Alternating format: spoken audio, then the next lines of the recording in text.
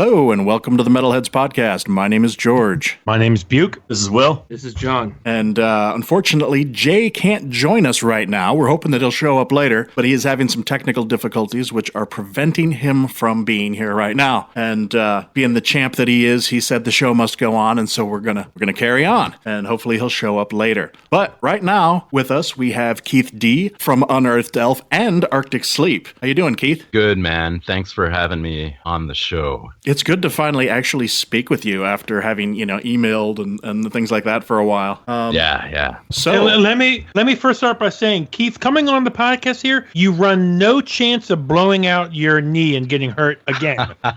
Okay, so I wouldn't bet on it, man. I'm pretty clumsy. Sounds like with your other band, Arctic Sleep. Sounds like you had a major injury that kind of sidelined your plans last year. Yeah, it sure did. It sidelined everything. What happened? Well, I originally injured my knee. I have a cool story about it, actually. I injured my knee doing something cool, actually. I was, you guys are familiar with Ailstorm? Oh, yeah. The band? Yeah, I went to an Ailstorm show, and I got really excited, and I drank way too much, and I thought it would be cool to have fun in the pit, so I went in the mosh pit and realized I'm too old for it, man. I got knocked around and busted up my knee, something fierce. So. Oh, that sucks. I'm pretty sure we all have that same story. Yeah, shit. Maybe not quite so bad, but I certainly know that I know the feeling. We can all relate. Yeah, we can all relate. That day when you realized you're too old for the pit. Yes. I was now like 18, I think. Now I'm one of those guys that stands in the back of the show. Yeah. George, we have talked about it on the pod before, but George is the cranky guy when people are even touching him. He's like, "Ew, get off me! That's not. Give me some space." That's not true. I just get cranky about the people that are like 6'7" and they're standing in front of me the whole show. Hey, actually, Keith, now we're the guys who buy tickets upstairs to sit in the seats, so we don't have to stand in the back anymore. Yeah, even the standing part's getting old. Yeah, even though I'm pissed that we have to pay that fee to sit up there. Yeah, but I'm glad we have that option. Anyway, getting back to Keith, so why don't you give us a little bit of a background on Unearthed Elf? Oh, yeah, sure. Well, this is a project that I started doing just kind of to entertain myself, really, while I was out with the injury and everything. Mm-hmm. And I'd always had these weird little ideas for like little metal songs that were a little too bizarre or whatever to use for my main band, Arctic Sleep. So I started working on these demos while I was injured and everything. And before I knew it, I had a whole album's worth of songs. So I was like, well, I've gotta go record these now. So that's pretty much it. All right. Well, I don't know about anybody else, but I'm digging it. And that album that comes out, today is Friday. It's coming out on Monday, right? Tuesday?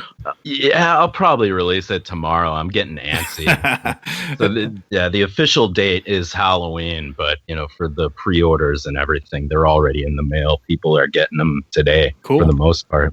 Can you get it on Bandcamp? Yep. Sure can. Yeah, it's up there right now. Now, for those who have not heard it or who will check it out after this, in the vein of other bands and genres, how would you describe the sound of Unearthed Elf? My primary focus genre-wise is epic doom metal. Like old school epic doom metal. I wanted it to have a real 80s vibe, mm-hmm. like the old Candlemass stuff and everything, but kind of with a modern flair and a little bit of the theatrics of power metal and fantasy metal too. So. Yeah, I think you pretty much nailed it. Yeah.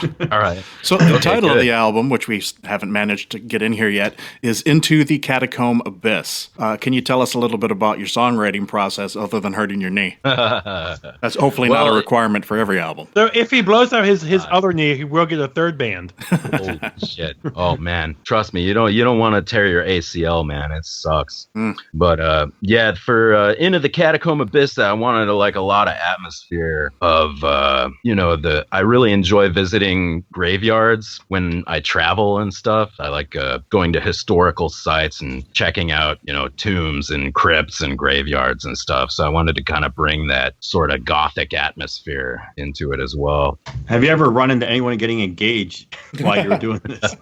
No, which will be a later news story. Yeah. I don't know if I ever run into anybody getting engaged in a graveyard. I think think Have you that'd run be into something- anybody engaging in a graveyard? That would be something very. Have you ever something very ran special. in? Have you ever just rounded a corner in the graveyard and just ran into somebody else there, and you're like, "Hey, what's up?" Yeah, even just running into anybody at all in a graveyard's a little creepy.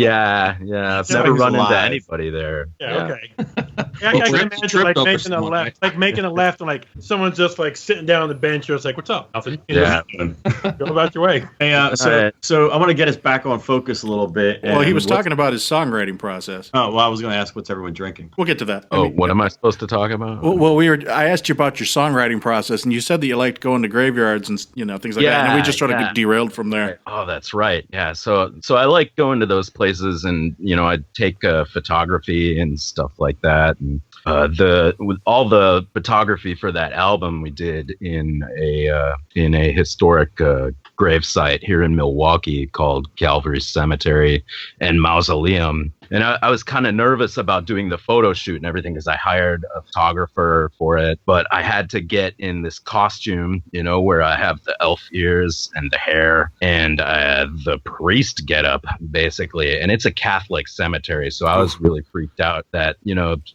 somebody who runs the place or whatever was going to show up and be like, what the fuck are you doing? But fortunately, we didn't run into anybody. It was snowing and everything. So Mirkur wasn't in there recording a live album. no. I don't know if you know And who you that can is. find, and you can find these pictures at unearthedelf.com. Yeah, there's quite a few of them. It's a real cool place too. So, my understanding is that you do everything on the album, or I don't know if you have anybody helping out. Yeah, it's 100% solo recording. I played every instrument and did every vocal on the record. How do you start? Do you lay down some drums and then put guitars over that, or how do you do it? Well, for the recording itself, especially when you're doing an album like that, I track all the drums to like a metronome, so that it can be really accurate, and then just start layering on from there. Cool. I like the clean kind of minimal production, and I say minimal because it's not a wall of sound that's just like all mushy and can't hear anything. I really dig the production. Well, that's good. And the vocals too. The music. It's interesting.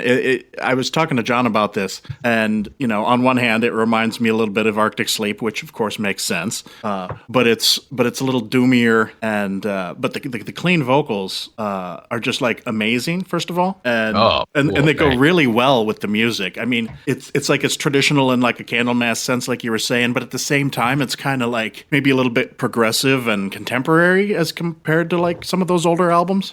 Sure, a little bit. Yeah, I wanted this album to be really focused on the vocals. I wanted that to be the main thing, and I kind of knew that it would be a divisive thing. I was like, people are either gonna love this vocal style or they're gonna hate it. Mm-hmm. And sure enough, most of the reviews are really good, but some people dig the vocal style and some don't. So. Yeah. So just sort of like with Arctic Sleep, you have this sort of vast ethereal sound. It's like all your music sounds like it's coming in from a wide open space, which I think is really cool. It doesn't sound like it's just like somebody, in a cramped little closet in front of you. How do you do that?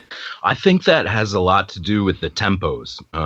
I've always been into playing really slow music, and when you have songs that are slow and have kind of slow motion drum beats and slower guitar parts and everything, it kind of just gives the notes and all the chords and everything room to breathe. So I like to have songs that have some breathing room in them, if that makes any sense. It does. No, it does. It totally does. That. Yeah. Now, Keith, was this your first attempt at going at something just totally solo? No, I've done it a bunch of times. This is probably, like the biggest production that I've done as a solo thing, but I've been making little recordings on my own ever since I was a little kid. Okay, now we have talked to a couple other guys who have done, solo work and stuff like that.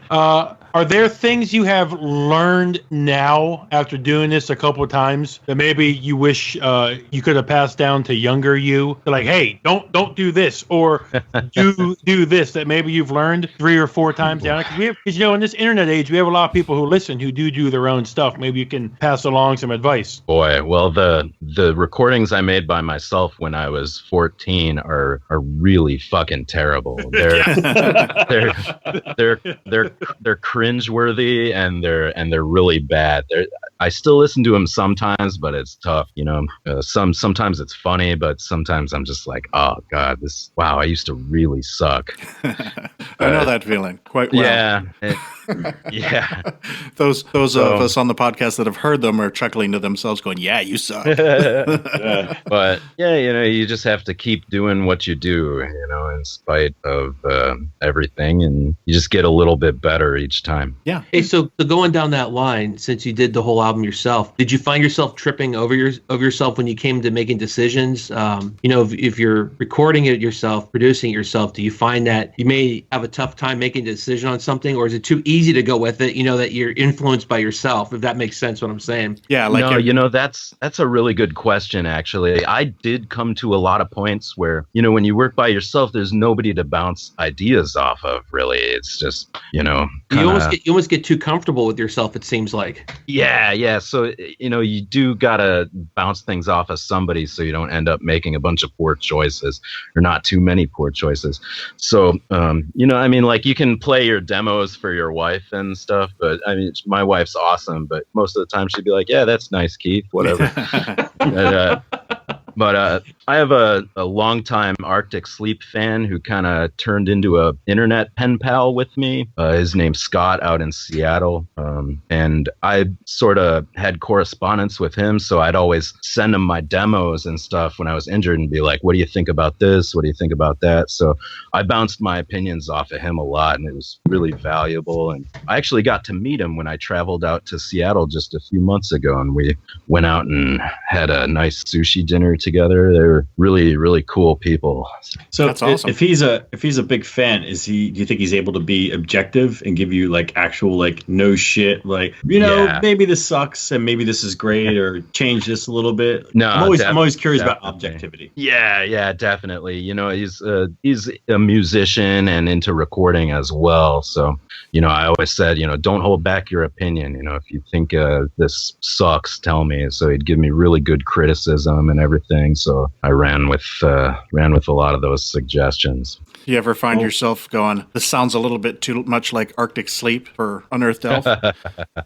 Well, I purposefully tried to stay away from, my usual sound and usual songwriting style with that. There's one song, maybe two, on the Unearthed Elf album where I allowed, the Arctic Sleep influence to shine through, but otherwise I wanted it to be something separate. So everything recorded then there was no leftover music from Arctic Sleep then? This is all completely new stuff once you were laid up? Yeah, no, totally separate. I think it would be doing a disservice to Arctic Sleep and to Mike and everything if I were to use those ideas for this project. So I made sure to keep them very separate. Okay, because I was thinking, I don't know if you listened to Fate's Warning at all, but Jim Matheos has a bunch of stuff that he had laying around that he was going to use in Fates, and he ended up using it in a different project. And while it sort of sounds like Fates a little bit, it just didn't work for Fates. So he ran with that. That's why I was wondering if there was anything that you may have had left over, or it's just some bits of ideas that you wanted to run with. Because I did hear a little bit of Arctic Sleep, and like you said, a couple songs, just a touch, a sprinkling. Yeah, it's inevitable. I was wondering if there was anything that you had that you just hadn't developed yet.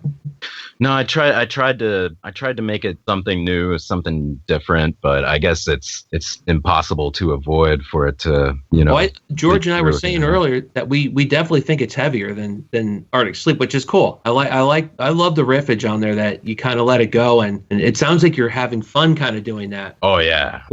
Which I think comes through. That's what I'm digging about it. So yeah, it was supposed to be a fun album to listen to and to make, and and just everything about it. That was kind of the one word that I kept going on was fun. I want this to be fun to play, fun to listen to, fun to write, so. But is that the attitude you take when you're sitting there laid up, your knees all fucked up, and you're like, I got to make this as fun as possible, man? Yeah, exactly. Yeah. Were you maybe watching Lord of the Rings a lot at that time? I was on a lot of drugs. So, I'm not saying that had anything to do with it, but well, I ain't gonna lie. Yeah. Anytime you court fantasy themes, there's a risk of being a bit campy. You keep it pretty subtle most of the time, but Mortis called and he wants his ears back. I thought of Mortis actually when I was doing this whole project. It kind of reminded me of that. I was like, well, if that guy can get away with dressing like a goblin and everything, then I guess I can. Yeah, you didn't throw the nose in there or anything. So I mean, what? Yeah, well, he's the love child of Mortis and what's his name? Orlando Bloom. Is that like Gilthanis or something from Lord of the Rings? Lord of the Rings. I don't know if that's the right name. I've been reading a lot of fantasy. That's his name. What is his name? I don't know. I'm drinking beer. No, it's where did the name Unearthed Elf come from? A really long time ago. The galaxy far, far away, perhaps? Yes. No, this was like early 2000s or something. I used to post on this message board on the internet. I'm gonna sound like a real nerd now. And Buke is here. It's okay. You're in good company. I just threw out a Star Wars reference. Legolas. Like the topic of the topic of shitty band names came up, and 4chan doesn't make you a nerd, Keith. Okay. And somebody was like, oh fuck, what did they say? Something along the lines of, like that's not a good metal band name. They should call it something like this or like this. And they said Unearthed Elf, and I said, dude, can I use that? A long time ago. And they said, yeah, go for it. So now here I am, like 15 years later, using it. I guess finally. Does the person who came up with the name know that there's a band name out there? No. I hope they find out though. Hey, let me tell you, my high school band name for one day was Rectal Itch. So Please tell me you had a song called Preparation Itch. No, we were Rectal Itch one day. What's that? I'm checking right now if the Xbox gamer tag is available for that. That is awesome. Yeah. Was it Gore Grind? No, dude, we were playing like Eric Clapton covers and David Bowie covers. Yeah, we were just a garage band, We were Frozen Penguin another day, So I mean. So during lighting the mummy on fire, you kind of channel a little bit of King Diamond there for a couple lines. Was that intentional? Yeah, I originally had a lot of parts where I was going to do falsetto vocals, a la King Diamond and Rob Halford. And Use that sort the of thing. matches. I can't do it. Use the matches. There you go. But, I eventually ended up just keeping it a little further back in the mix. Yeah. I always love. Of course, this is a podcast, so they can't see Keith. But I always love when we get like bigger guy, he's a big, strong guy, and he has this deep voice, and I love when these big guys let out that. I love it. I absolutely love a good rock scream like that. It makes my heart warm. The first time I was listening to the album, I was on a treadmill at the gym, and I'm like, wait. Shut up. That's appropriate. And it says the treadmill was going fast. Well, what were you eating while you're on the treadmill at the gym? Shut up. And is it J-I-M or J-G-Y-N? Anyway, so I'm there, and I'm listening to the album. I'm like, cool, and all of a sudden that comes on, and I was just like, yes, that is awesome. And anyway, it was pretty cool. So you're saying you had a headbang moment? I had a headbanging moment in public. Yes, that was the point. I did that on the metro the other day. So yeah. So I figured like lifting weights would be more like Hatebreed. Yes, Keith. Kinda. Now I love this guy. It was my first opportunity to listen to it, and I couldn't wait any longer, so I had to do it. Got to put on the Hatebreed when you're lifting weights. Exactly. So Keith, I have to ask you. You look like a younger guy. You don't need to say your age, but I'm 33.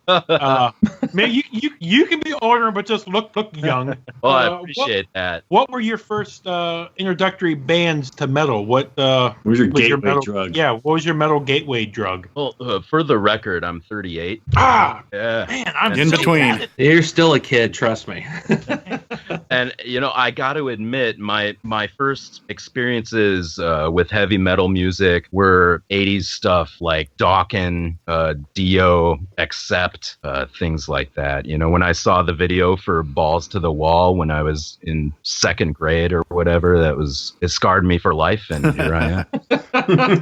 And then you heard Fast as a Shark after that.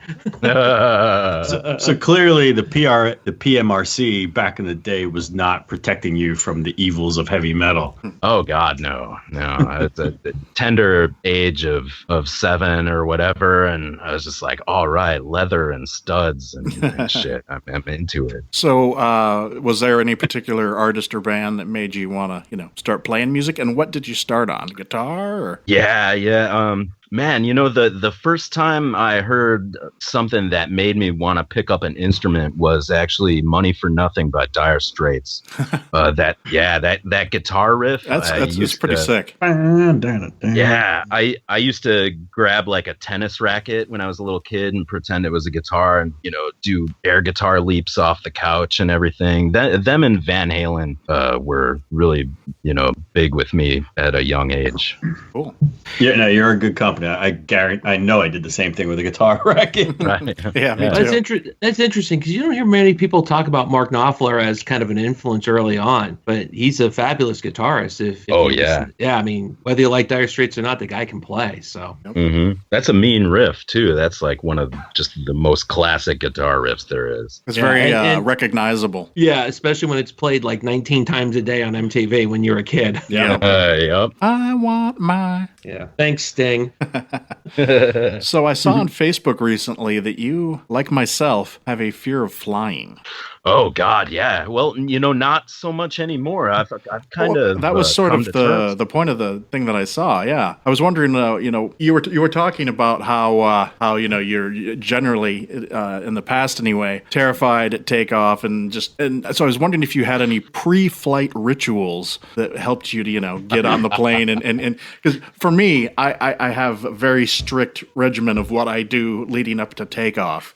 Don't lie, George. It's you pop a bunch of pills. You drug yourself. Yes. I was going to explain that. I said my pre-flight ritual is a milligram of Xanax before I get to the airport, a milligram of Xanax while I'm waiting to board the plane, and then as soon as we take off and they'll give it to me, little bottles of alcohol. Yes. But also, as soon as we take off the ground, I have to close my eyes, clench my wife's hand, and count to 120 because they say the first 2 minutes are when things usually happen. And then after 2 minutes, I kind of open my eyes and look around to see if we've leveled off yet. And so that's my ritual. No, you pretty much just described my exact experience most of the time. I've been, flying a lot more lately for work and stuff. And so I think like the more you do it, the more familiar it becomes, and then the easier it is to cope with. Yeah. I only do it like once or twice a year, so I haven't really gotten over it yet, but it's getting better. So, there's hope, I guess. Yeah, George, your fear of flying set me back. How much money in beer? Just recently? I didn't want to fly to Prague Power back in September, and so we drove it, but hey, I paid some gas. And No, I'm talking about the beer. I'm not talking about the gas. Oh, you mean the beer that you had to buy because we were driving? Yeah, the beer I was forced to buy to come home and drink. Yeah. I just finished my last one tonight. In fact, while we were talking here, that was my last one. Speaking of which, can we get to the important matters at hand? Sure. Sounds like a good segue. All right, well, segue away. Whoa, seg me away. Heath, what are you drinking? Well, I just polished off a Alpine Beer Company Duet IPA. Nice. That's a nice beer. Yeah, I've never seen it before until today, so you are in good hands, sir. It was very tasty. I'm about to move on to an Epic Brewing Company double IPA. Nice. Cool. I like this guy. Yeah. What do you guys got? What do we have? Can you guys see this? Oh, the Abyss. Oh, the Abyss. Yeah, cognac version. Cognac. Bitches. Barrel aged Abyss. Barrel aged, yeah. That is not like the Catacomb Abyss. Yeah, really. You're into the Catacomb. Yes. The Abyss. And we started off with some Headhunter IPA from Fatheads. Cool. Buke, you got anything? Well, since I'm boring on my Atkins diet, I'm not going to be drinking that many beers with you guys. But just a boring Oscar Blues hot box coffee porter. Cool. I never even heard of that one yet. Yay. Oscar Blues? Really? I've never had that. How is it, Bugh? Is it good? It's okay. Not a strong real coffee flavor, but a nice strong porter coming through. Cool. Oh, I haven't even seen that yet. Have to look for that. Yeah. Well, when we started, I was finishing off the last of my Wicked Weed Medora, and now I'm working on another one of these exploding emergency drinking beers. You know, George, I'm going to fucking buy you a case of that the next time I go down there. You go down there and be like, hey, man, your stuff explodes. I actually saw a post on Facebook from them. They were like, they took a picture and they had the can sitting on a rock or something. And, you know, all blew up when he came home. And look at this. I mean, this is one of the ones that didn't blow up, but literally, of all the cans I've ever had in my life, you're the only person I've ever heard of that's had that problem. It's so freaky. It just exploded. Like 4 of the 6 exploded in the pantry. Yeah. It's not hot, not cold. It's just, air conditioned temperature. So being a brewer that I am, my assumption is that there had some residual yeast and sugar left in there, and it started re-fermenting back inside the can. Cans can't hold the pressure of bottle fermentation / can fermentation. That's why no one does it in a can. So that's my assumption. Just the pressure build up because the CO2 build up from fermenting, continuous fermentation in the can. Yeah. So that's not an indictment of the brewery though, because you like their stuff, right? Yeah, but maybe I'll save one of these, and you can put a dead mouse in there. And when you go down there, you can be like, "Hey, my friend, he got this. There's like precedents encoded in the law that say if there's a mouse in your beer, you get free beer." You know where I'm going with that? Or I'll just buy you some beer and bring it back. It's my strange brew. Come on. Because I may drive down again. I got it, George. Okay.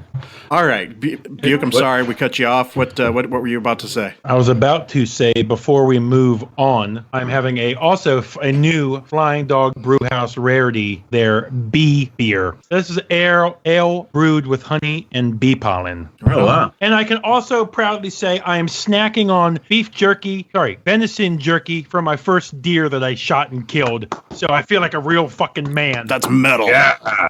So fuck yeah. Have you run into any black metal bands while you're out in the woods killing animals? Not yet. No. Well, here's the more important question. Any squatches out there? Yeah. Not yet. I haven't seen Squatch any alert. squatches yet. I haven't seen any. So Be Keith, careful.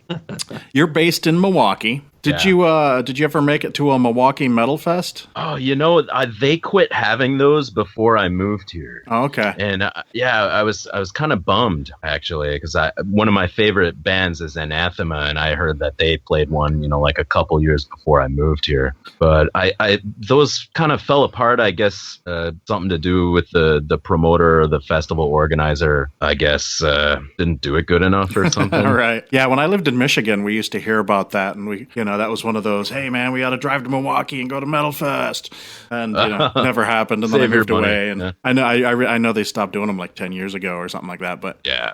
So, does Milwaukee have much of a metal scene? Little bit. I mean, there's beer. Where there's beer, metal must congregate. I would say the prominent music genre in Milwaukee is kind of like garage punk is really popular here. There is a couple of venues that that have metal bands play, but nothing.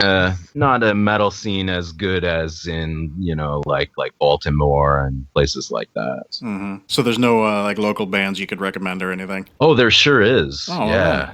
There's quite a few. Well, hit us up with Would you like to name a few?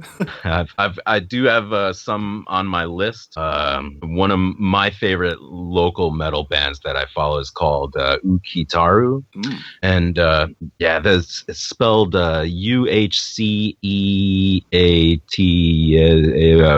something else, and but they are Mark. like Yeah, they are like a kind of, I guess you would say, like atmospheric black metal. And I'm not normally much of a black metal guy, but their music is like really complex and intelligent and just has kick-ass drumming and just top-notch musicianship. They're kind of younger dude, younger than me anyway. So, and just really good band. So I kind of follow everything that their drummer does because he's in like 5 bands around here. Wow, one of my favorite bands was from Wisconsin, Lazarus AD. I just remembered that. They're from here? Yeah. Well, Wisconsin anyway, he said. Yeah. Okay. Not necessarily more. No, not Mrs. Yeah. Okay. Or as Alice Cooper says in Wayne's World, Milwaukee. Yup. That is a great scene in that movie. So do you ever play live? I know you probably haven't with Unearthed Elf, but does Arctic Sleep play live? Haven't in about 2 years, man. Yeah, I'm kind of becoming like a studio guy. My favorite thing to do is make albums. I love being in the studio and recording, and Unearthed Elf is a solo album. It's like, how am I gonna get people to be in this band with me? I had an ad up actually for a little while, and nobody responded to it, so I was like, fuck. But it's tough to get people to be in a band with you, especially when you have kind of a vision for it already. It's like, hey, anybody out there want to play this epic fantasy power doom metal and dress up in costumes and shit? You're gonna have to wear some ears. So yeah. Reply to this number. Yeah, don't exactly get a lot of interest in Ears something not like included. I have had actually a couple of old drummers that I worked that really liked music and were like, dude, I totally want to play this, but I don't know. I figure if the pieces of the puzzle fall where they do, then great, but if not, I'm not gonna sit. Okay. So what's the story with Arctic Sleep these days? Are you guys gonna do something else, or who knows? It's kind of uncertain right now. Just not really sure what's going on there, but okay. I definitely want to get more Arctic Sleep music out to the people that like it. Yeah, in the time of year where we're at right now, that sounds like a very politician type answer, a very political answer. Yeah, as soon as we post this, he's going to be like, new Arctic Sleep coming next month. We're going on tour for 40 days. Yeah. Yeah, I feel like that's happened to us before. Yeah, but what no. can I say? All right, well, cool. Even if you keep doing Unearthed Elf, that's fine by me anyway. I have to get this on record. Gauntlets of Volcanic Doom is an amazing track. Thanks, man. The epicness that I hear in it, like I said, I made up the word there, epicness. Because I am the power That's not metal. the first word you made up. No, it's not, and it won't be the last. The reason why I love power metal is like, I know you're not really power metal, but the moments when your fist is pumping, and that's how this song was. The vocals I'm hearing in this, is that all sample tracks?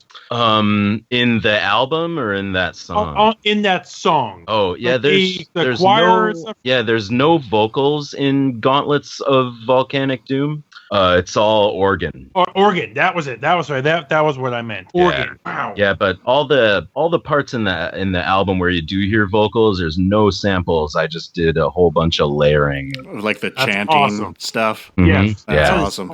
Cool. Yeah, I'm curious just about the album in terms of the song order. Was there a specific order to it? Because I'm really big on opening tracks and closing tracks, and both the opening and closing tracks on the album I think are perfect. Cool. I love ending tracks that kind of go this epic kind of, not bombastic, but they kind of lead you to the end of the album in a sense, like that It's little the fireworks at the end of the show. Yeah. Yes. And you definitely kill it with the last song, obviously. But I'm just curious if you really kind of pinpointed how you wanted to do each song, where it fell, where it went.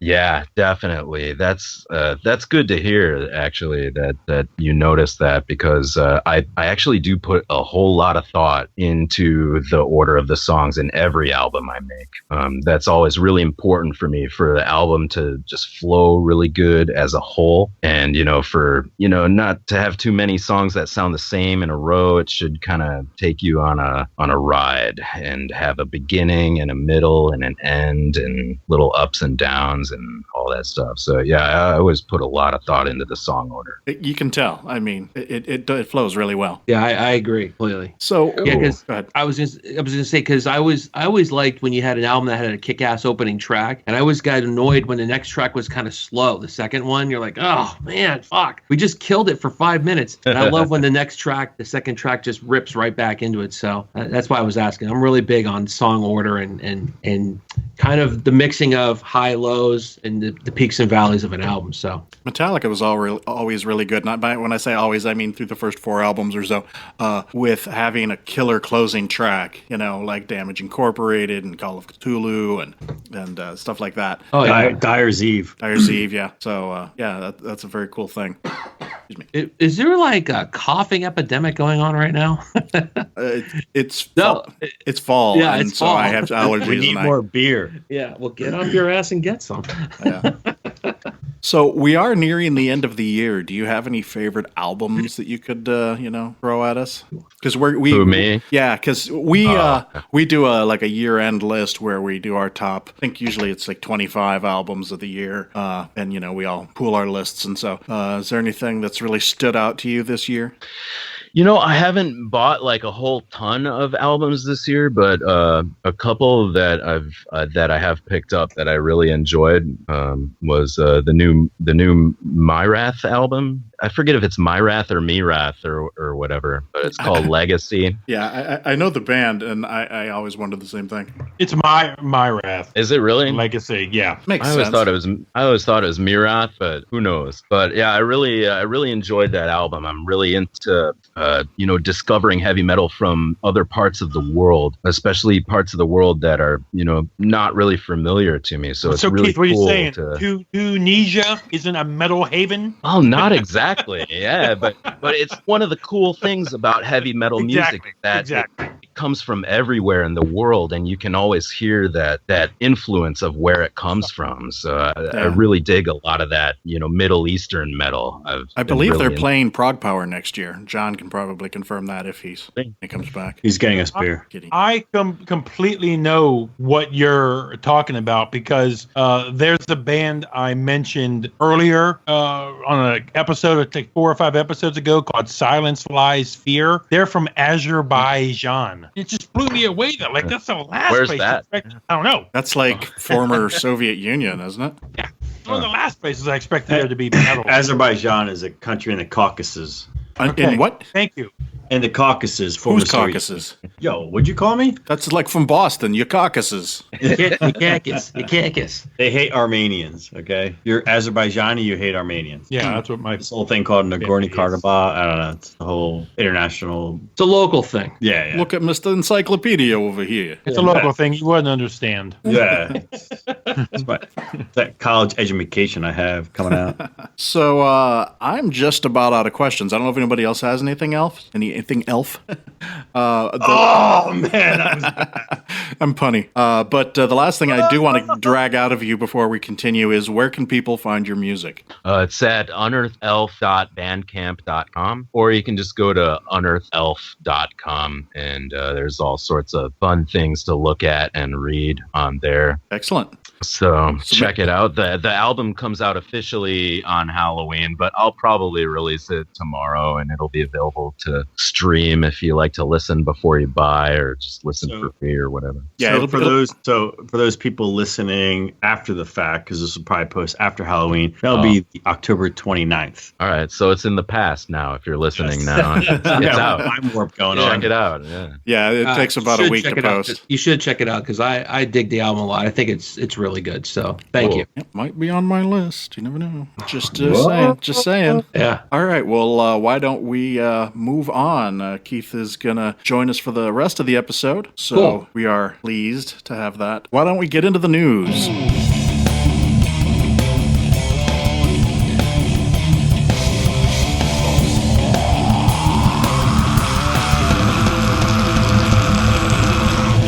So first up, I just wanted to give a shout out to our friend Trevor in Ashen Horde, who had some unexpected publicity the other day. There was a paparazzi photo of Ashton Kutcher and his pregnant wife, Mila Kunis. I assume they're married. I think they're married. Aren't they married? Yeah, I have no idea. Anyway, George, this isn't fucking entertainment. Doesn't tonight. matter. The fact this is, isn't TMZ, all right? the fact is that somebody from TMZ or elsewhere, the paparazzi, were snapping pictures of them while they were out at the grocery store, and in the background of the photo of them at the store is Trevor. So he photobombed them. Is what He you're saying. photobombed them essentially. Wait, but how did you find out? Were you like Well, it's looking funny on? because George was George was on George was People viewing magazine looking at this. Now, Trevor posted it on his Facebook. Okay, all right. George was watching his programs, and it came on. Yeah. No, well, it's funny Oh, because it was they're in my wife's program. Facebook feed. My wife watches that stuff. I don't watch that stuff. It was in my Facebook feed. Somebody, it was like an advertisement or something. And I just flipped by it and didn't really look at it. And then I saw Trevor commenting on it. And I was like, why is he commenting on this? And it's because he's in the picture. And I picked him out right away. He's wearing a band shirt and everything. And I was like, that's pretty awesome. So I just wanted to give a shout out to Trevor. Thought that was pretty cool. fine. You- All right.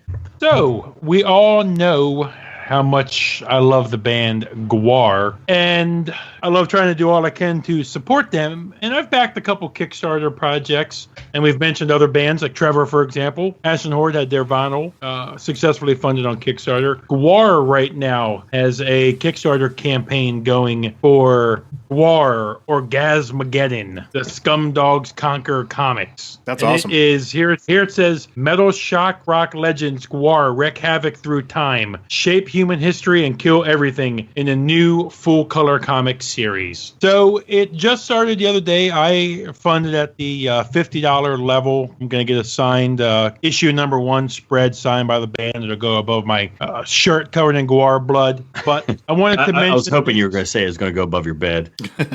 I wanted to mention this because any metal band doing Kickstarter stuff is pretty cool, but this one more so because the artist actually, correct me if I'm wrong, after hearing this, I believe it is Buzzsaw, one of the guys on stage with them, the green guy who cuts them up, is the artist. And there are some awesome backer rewards for this. Matt Miner is going to be the artist on this. Okay. So check out the project and give him a back. Cool. Yeah, I'll definitely check it out because one of the last Kickstarter campaigns was for the Gwar Bar, which I've been to in Richmond, motherfucking Virginia. So I'll check it out. And then I just posted it. The rewards go up to hundreds of dollars, and you could get like actual on-stage props signed by the band and stuff like that. So Get killed by the band, thrown through their meat grinder. pretty cool stuff. So it looks like right now it's going to be a run of 5 comics, and it could be something more. Awesome. So with 27 days left, they already raised 27,000 of a 39,000 goal. So Wow. can we have a Metalheads podcast Kickstarter campaign, like to, I don't know, To do what? I don't know, liposuction maybe, or penis enlargements, or something. I don't know, like More what do we beer. need? More beer. Buke reminded me when he was talking about the Ashen Horde vinyl. I meant to ask you, Keith, do you do vinyl at all? And would you release anything on vinyl? Well, I When it have. says, do you do vinyl? Do you put your albums out on vinyl? Well, I mean, but do you like collect it or anything? I'm not much of a vinyl collector. I've always been a CD guy. I have a massive CD collection, but the only, vinyl is really, it's expensive get it made. It's really fucking expensive. So you have to have, the fan support there or label support or whatever to Or make Kickstarter? it. Yeah, that was the only way we were able to do it. The Arctic Sleep vinyl, which is our album Passage of Gaia. Which I have. Duh. Yeah. Forgot about that. The only way we were able to do that was with support from our fan base. So we ran a Kickstarter and were able to produce that record on vinyl. Awesome. hey, Keith, as someone who's used Kickstarter, is the back end stuff dealing with Kickstarter pretty easy to deal with? Yeah, I mean, like anything, they take their cut. Amazon, you have to kind of make a deal with the devil with Amazon. They're kind of an evil company and everything. But, and then the credit card company takes their cut of it and everything. But, So do you have to set your goal, what you want to make to account for all those fees and stuff? yeah, and you also have to incorporate into their, the cost for shipping and packaging and all of that stuff too. Okay. Jeez. But yeah, it's been successful for Arctic Sleep on a couple occasions. So. Cool. Well, if you want to make some Unearthed Elf vinyl, I'll kickstart that. Cool. Yeah, you and the other 8 people will. It'll get there. It'll get there. We'll raise $80. You get $90. Trust me, there's a 90.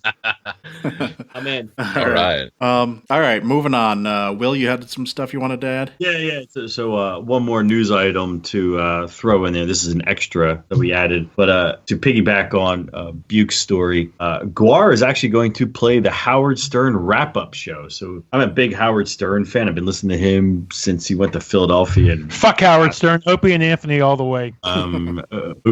Okay. Anyway, so they're actually going to play live on the Howard Stern wrap-up show, which is the show that comes on right after the Howard Stern show. So I thought that was pretty cool. I'm pretty excited to listen to that on Sirius XM Radio. Sweet. All right, moving on.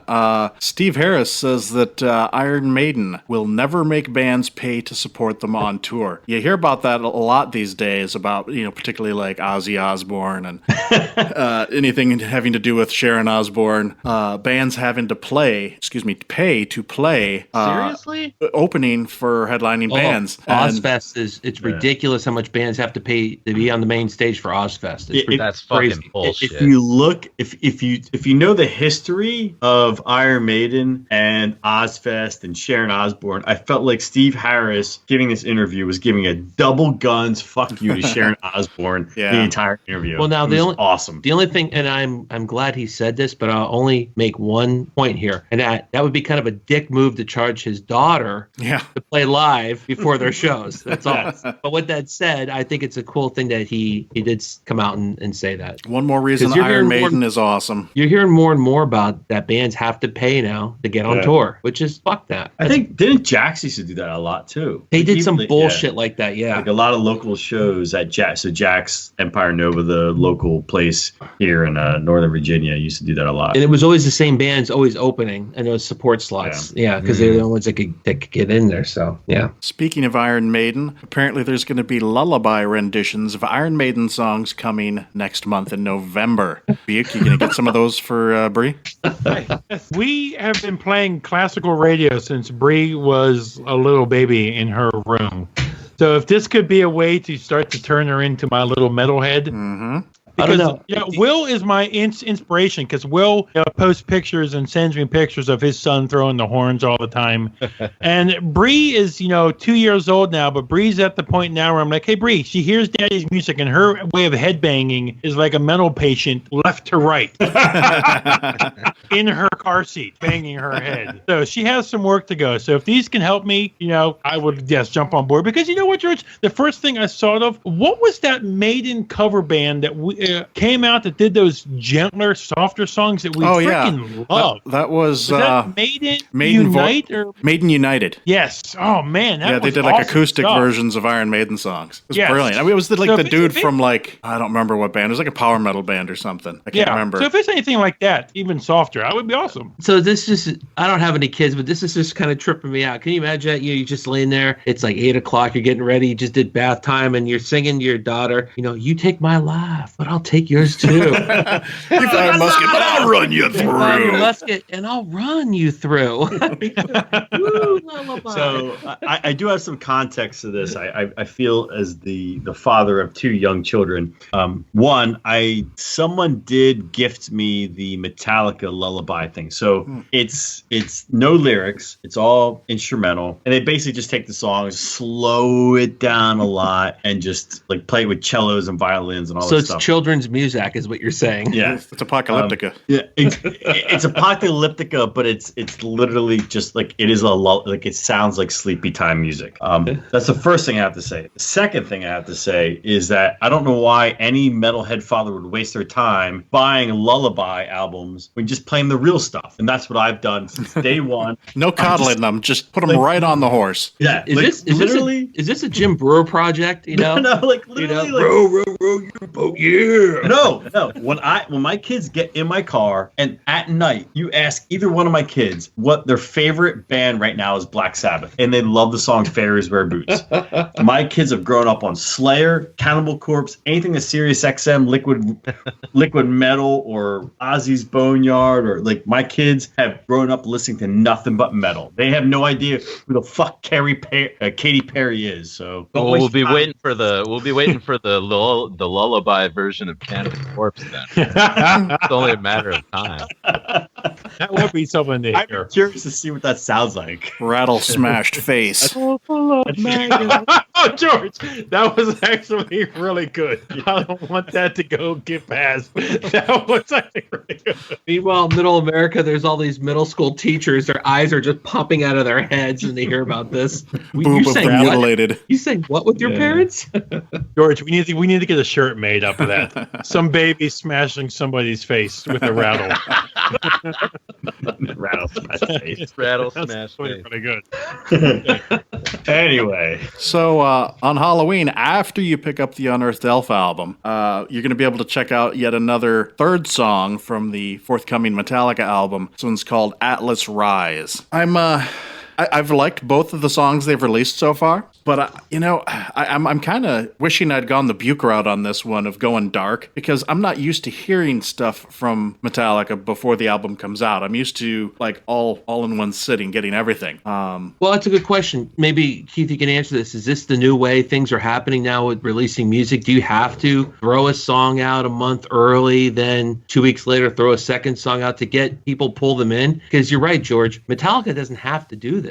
No. Fuck that. They're Metallica. Whether people like it or not, they can. It just comes out on this day. Buy it then. But it seems like they're kind of in this new world of releasing music long before it's going to be officially released by the record label. It's funny, I got an email from Metallica today, or their people anyway, about my pre-order. I got the triple vinyl pre-order, and they were just letting me know that the album comes out on the 18th, and we're going to start charging and shipping them soon, so keep an eye out for it. I'm like, well, that was kind of neighborly of you. Great. Well, Keith, do you find that that's what is happening now? Yeah, definitely. I mean, especially in the internet age of music and everything, I think it's a good hype building tool to leak a song here and there. It helps get people talking, and especially with a band like Metallica, where there's constantly going to be people arguing on the internet about them. It's a good hype building tool for them to toss a bone out there, and Yeah, any press is good press. argue on the podcast. Put a single out there and get people stoked about it, and get them pre-ordering the album, because that's another thing that's kind of new is people pre-order albums a lot nowadays. So you gotta give them a reason to pre-order it, I guess. Yeah.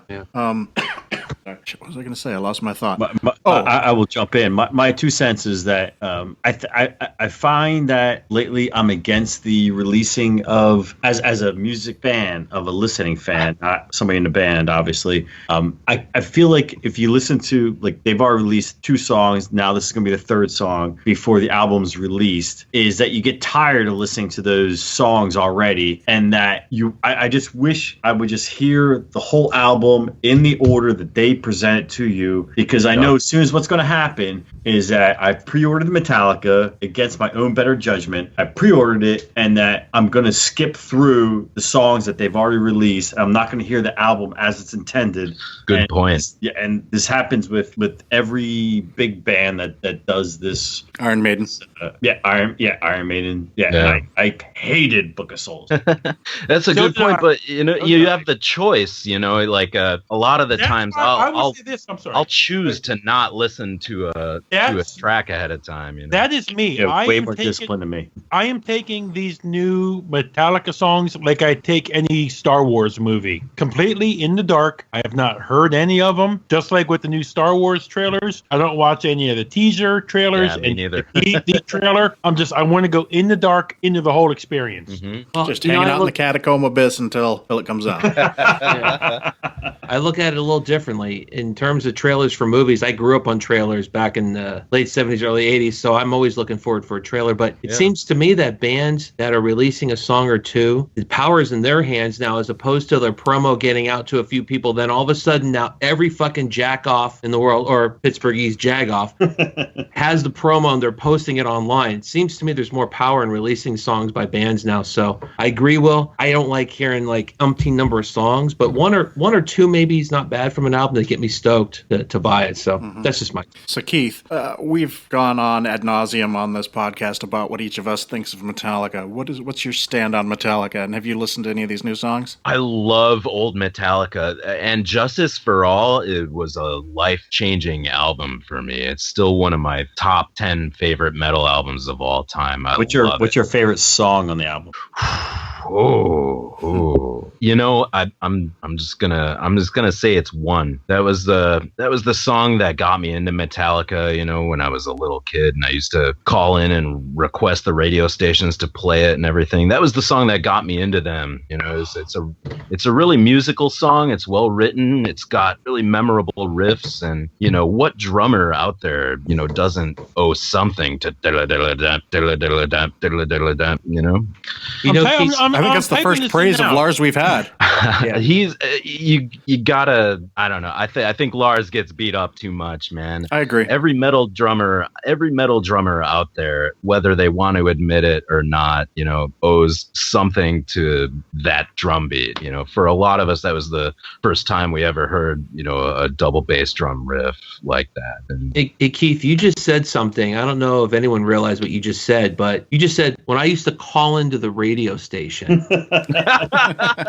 I'm by far the oldest person here, and I remember. I mean, like he's being real, like by far not that far. A couple years. And yes, that was, and I don't take this the wrong way at all. I don't know if that means anything to you. When we were kids, we used to call into the radio station. It was fucking awesome if they picked up and said, "Hey, RQR, what do you got for me?" You're like, "Fuck," and you'd hang up because you got nervous, you know. Yeah, and then you'd sit there and you'd wait for them to play your song, and you would just, when they finally did, you'd be like, "Yes, I did that." And then if they mentioned your name, dude just called in, we're requesting this song, we're gonna play it for him. You're like, I'm the fucking greatest person for the next 3 minutes. Yeah. Yep. And when all those assholes didn't pick up on the radio shows, now we're like, "Fuck you, we got a podcast now, bitches."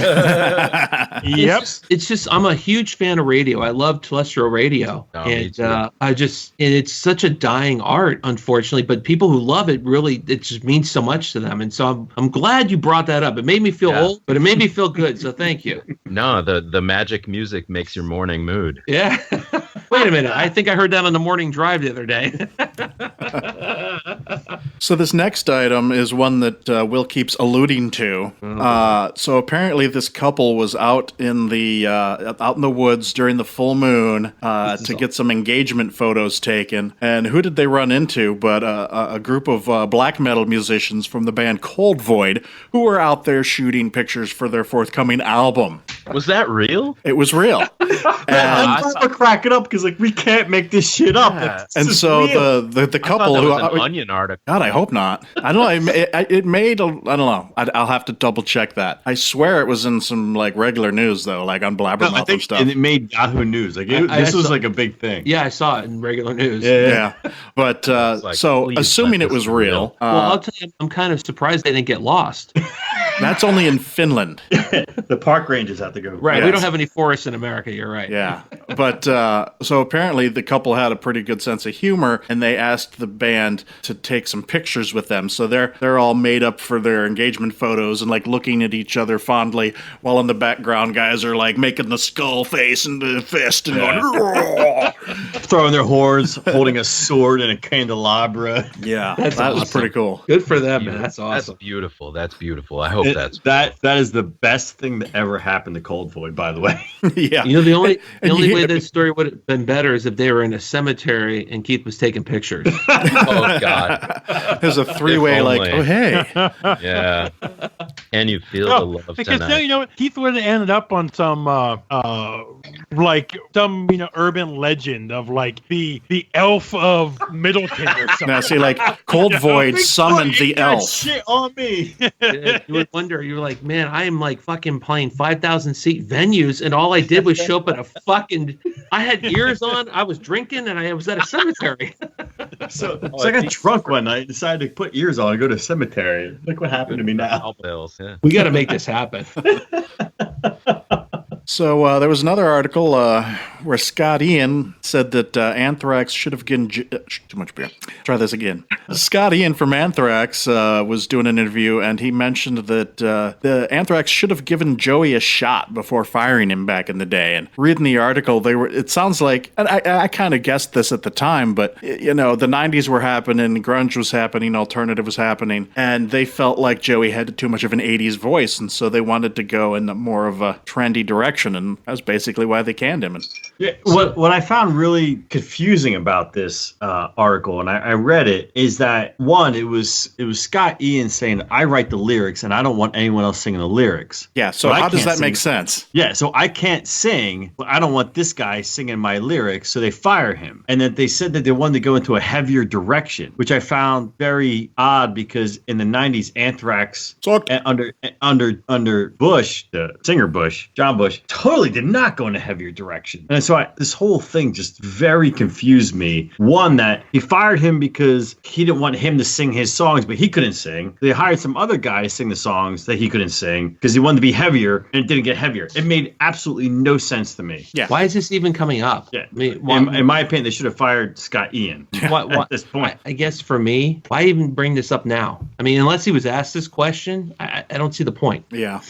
Maybe it's me. I'm not the Just imagine all the good albums we could have had between then and now. I guess my issue with Scott Ian now is he's the Corey Taylor of Blabbermouth. He's just every fucking article that shows up in my feed. A squirrel Corey farted. Taylor. What does Scott Ian think? Yeah, Corey. And let's get the dude from Machine Head to throw his opinion in here too. But he's just like, shut the fuck up. I got to tell you, the machine in there somewhere. The Machine Head thing really, the Rob Flynn, friggin' Phil Anselmo thing really kind of dampened my enthusiasm for Machine Head. Oh, you read that Decibel article, didn't you? Did you read that? Which? Phil had that long thing in Decibel. Did you read that at all? He was like the feature in the late. Did you read it? Oh, yeah, I read it. All I have to say is, if my problem with Rob Flynn, everyone was giving him praise when he came out, and he said, we've known this for years. If you've known it for years, then why did you not say anything for years? Yeah. I'm not defending Phil, but I'll tell you what, after reading that article... Nah, I took it the total opposite way.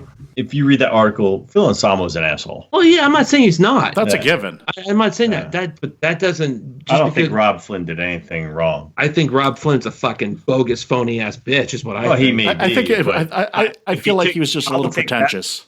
I'll take that bogey, phony-ass bitch to what? You know why? To what? So why didn't he say anything about the Confederate flags all over the guitars? I mean, no one says anything about that. You can't touch that. Fuck him. Sorry.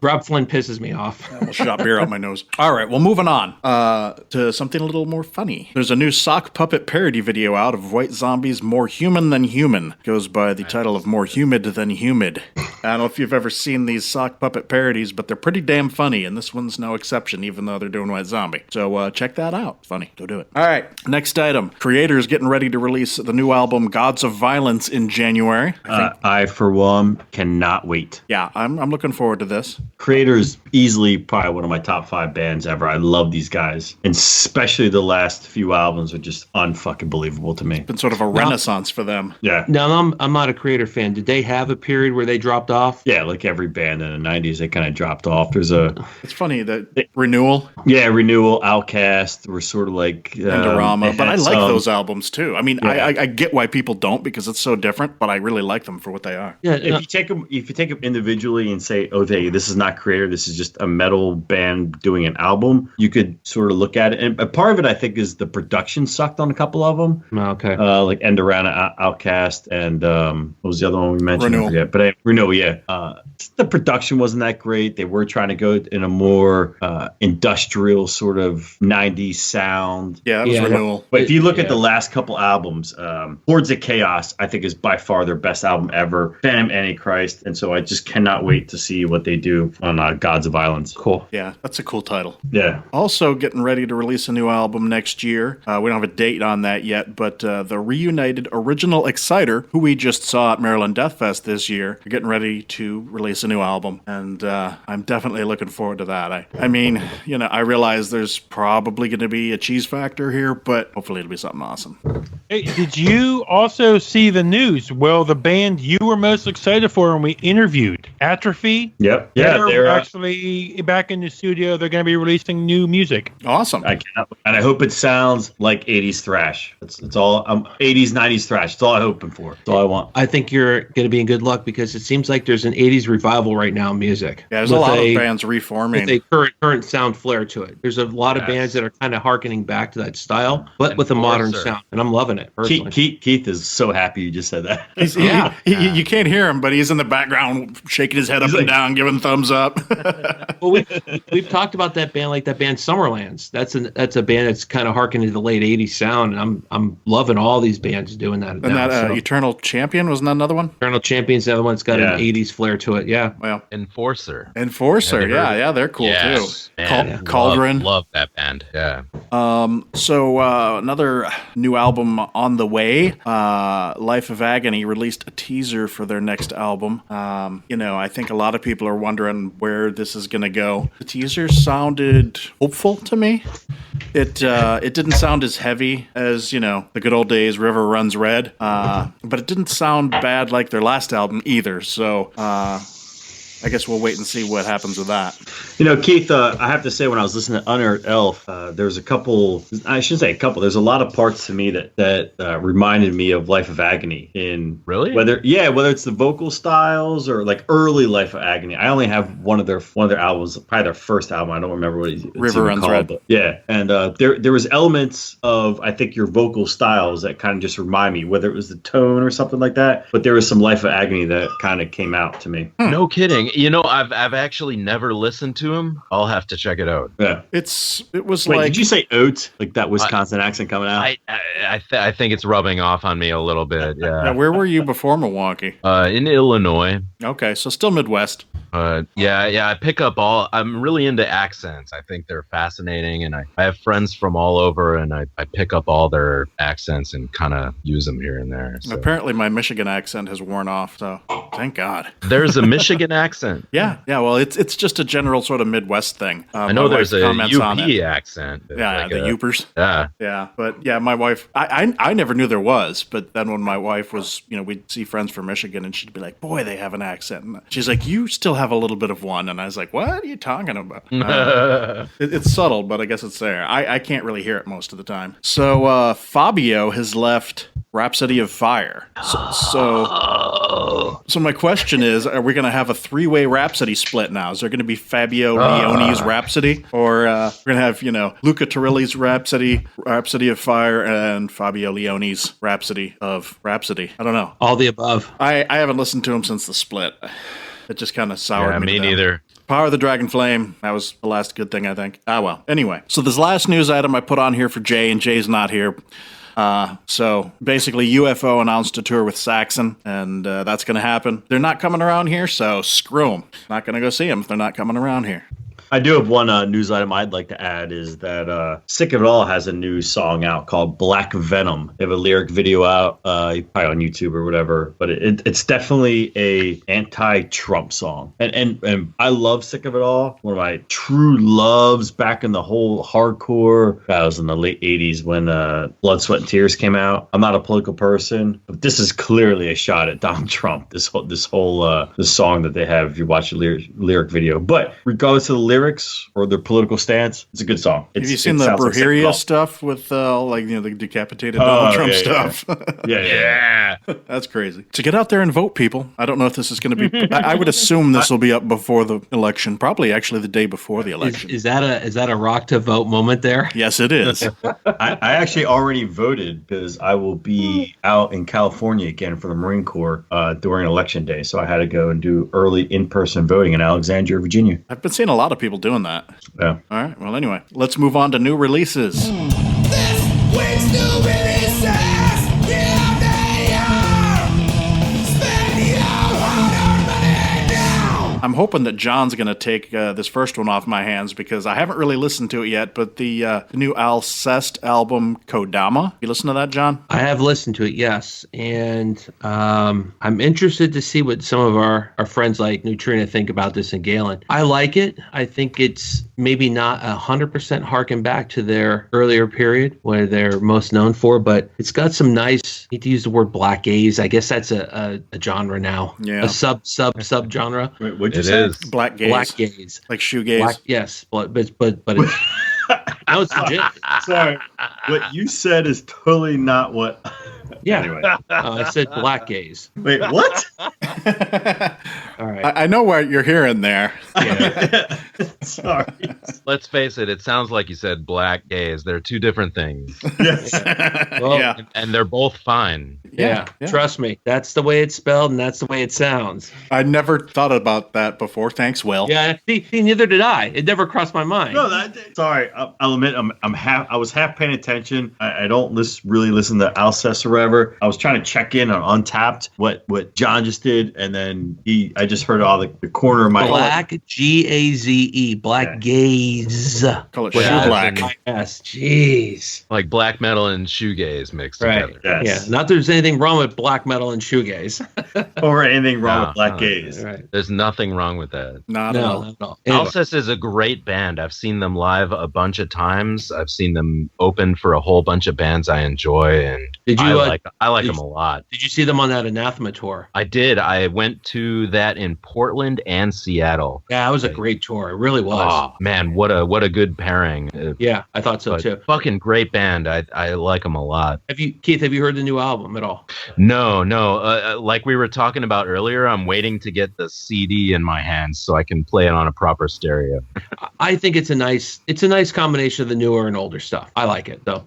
Cool. And if you like that sound, that kind of black metal shoegaze sound, it's there, and it's still they're progressing forward with their current direction. So I like their melodic songs. I like it all. Yeah, definitely. This next one's a little bit more my speed. I finally checked this out this morning. The new Anal Nathrak, The Whole of the Law. Holy shit, what a brutal album.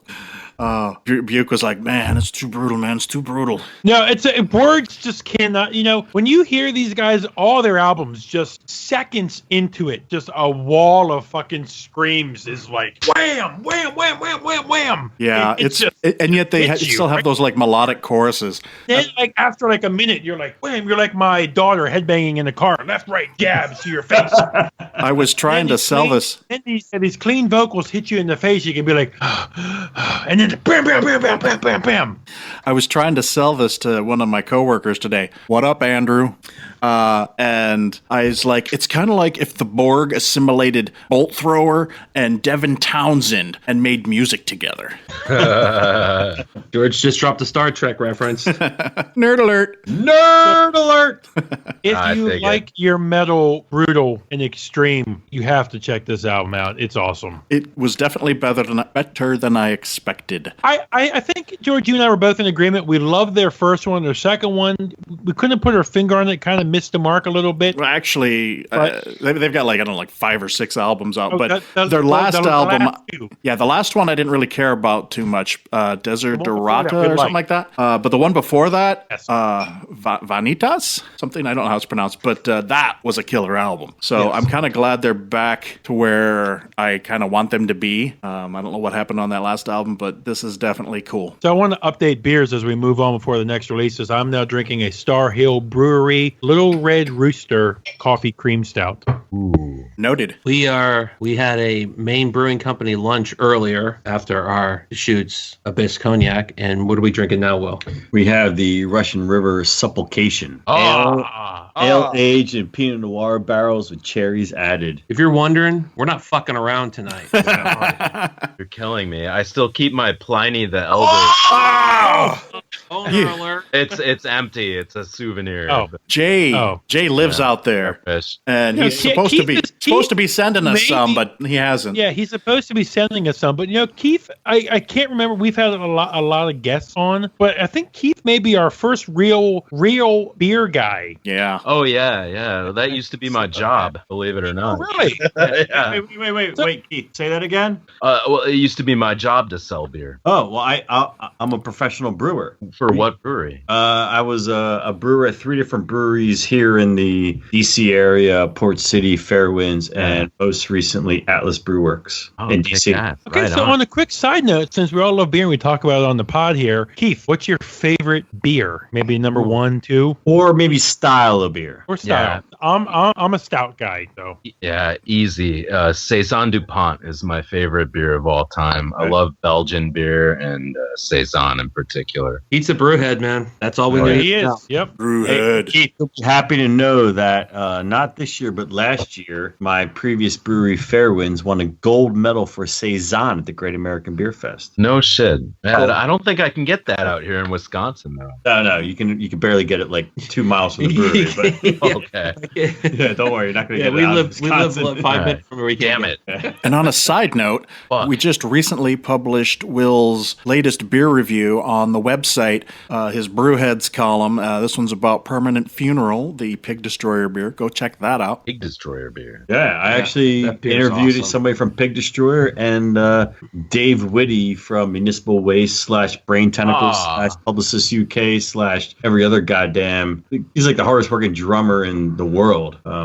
Yeah, so I scored 2 rock star musicians on that Brewheads column. And there's a lot of like bands collaborating with breweries nowadays. I've noticed that's really cool. Yeah, There's the obituary beer. Have you had the obituary beer? Yes, yet? I have. Hopped in half. Hopped in half. Yeah. Feel the blood spill from your mouth. Oh, I love that song, but yeah, I haven't had the beer yet. But you know what the funny thing is, though, Keith? Will has been part of this podcast now for a couple years.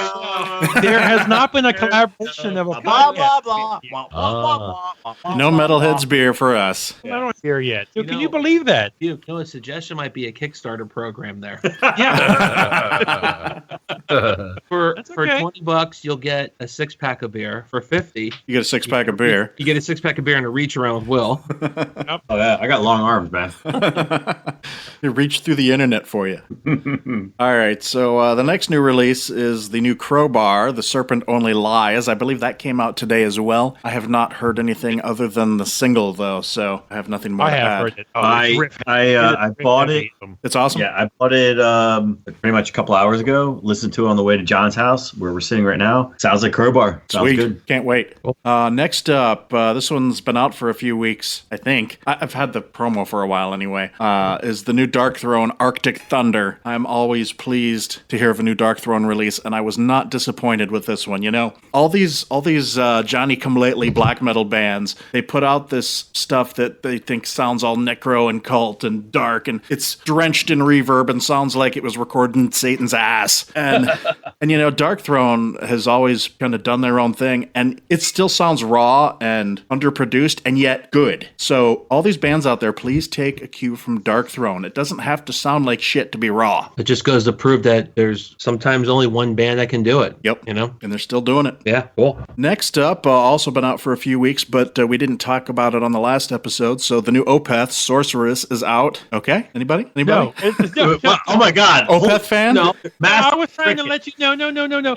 For the record, okay, George has been traveling and we have missed each other like 2 ships passing in the night. John and I have a long recording with our friend TR of our script up. It hasn't made it to George because, again, we've been missing each other. I've been out of town a lot. Yeah, there's going to be another like in between episode. It's going to have that and then our Opeth coverage from the local show and John and I at the Gojira show. So look for that at some point. The lost tapes of the Metalhead podcast. Yeah. Keith, you don't know this, but on Twitter, I am the Opeth fan. I'm at Opeth fan. I live for Opeth. I love Opeth. Haven't seen him as many times as John has live, but this album has easily jumped to the top of the list for albums I've listened to the most this year. The first 5-6 songs hooked me every single time. Do you listen to it while you're trying to fall asleep, or what's going on? This is actually an amazing album. Maybe we need some Opeth lullabies. You don't need them. They're already there on the album. They're on the albums now. I'm saying this because I'm waiting for John to punch me in the face as I sit right next to him. I have said this. I guess I look at it like this. Opeth just played Radio City Music Hall. What the fuck have you done? Have any of your bands played there before? No, because they didn't sell out. It'd be a bunch of Opeth didn't sell out. Oh, if they sold out, then please, trust me, this is not a sellout. Anyway. So I just love giving the Opeth. I've said this. I said this on the Opeth episode. You will hear. I think it took a couple Opeth albums, but their first couple before they got in their groove with the established death melodic sound that they had. This now 3 albums into their prog sound, I think they really have found their groove, and I think they really hit their mark well on this album. So I like it a lot better than the last one for sure. Yeah, look, I mean, they're not going to play the same album every single album for 12, 13, 14 albums. Bands change. If you like it, great. If you don't, all right, cool, whatever. I like the new album. I like it better than the last 2. Yeah. My 2 cents is not being the Opeth fan or John, who's actually friends with some of the guys who've seen them a gazillion times live, is for not having the history with them, not knowing the sort of like the death metal aspect of them, except for Bloodbath. What actually kind of annoyed me, what I liked about the album kind of annoyed me, is there's songs in there that they're catchy, that I find myself like singing stuck in my head, but it's that every other like great song, then acoustic lullaby song, great song, acoustic lullaby song, like the song Chrysalis, great song, but it's bookended by lullabies. It's funny, I actually like the quieter tracks better. Well, not that there's anything wrong with that. Just don't ask John what Opeth means to him. What do they mean to me? No, remember when the question was asked to you? You froze up like a deer in the headlights. Fucking George, man. Fuck me, Jesus.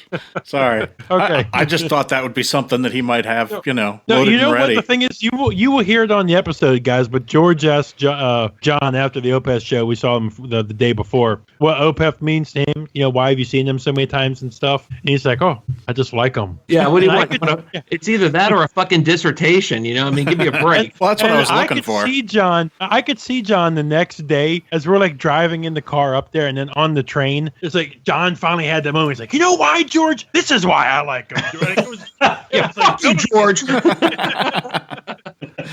All right. You hit me up at fucking 12 o'clock in that parking lot. Jesus, come on, man. So expect an Opeth episode coming, but enough with Opeth. We talked about them enough. Yeah, I'm hoping Buke has listened to this next one because I haven't, but I know he likes them. And the new Sonata Arctica, which is the 9th hour.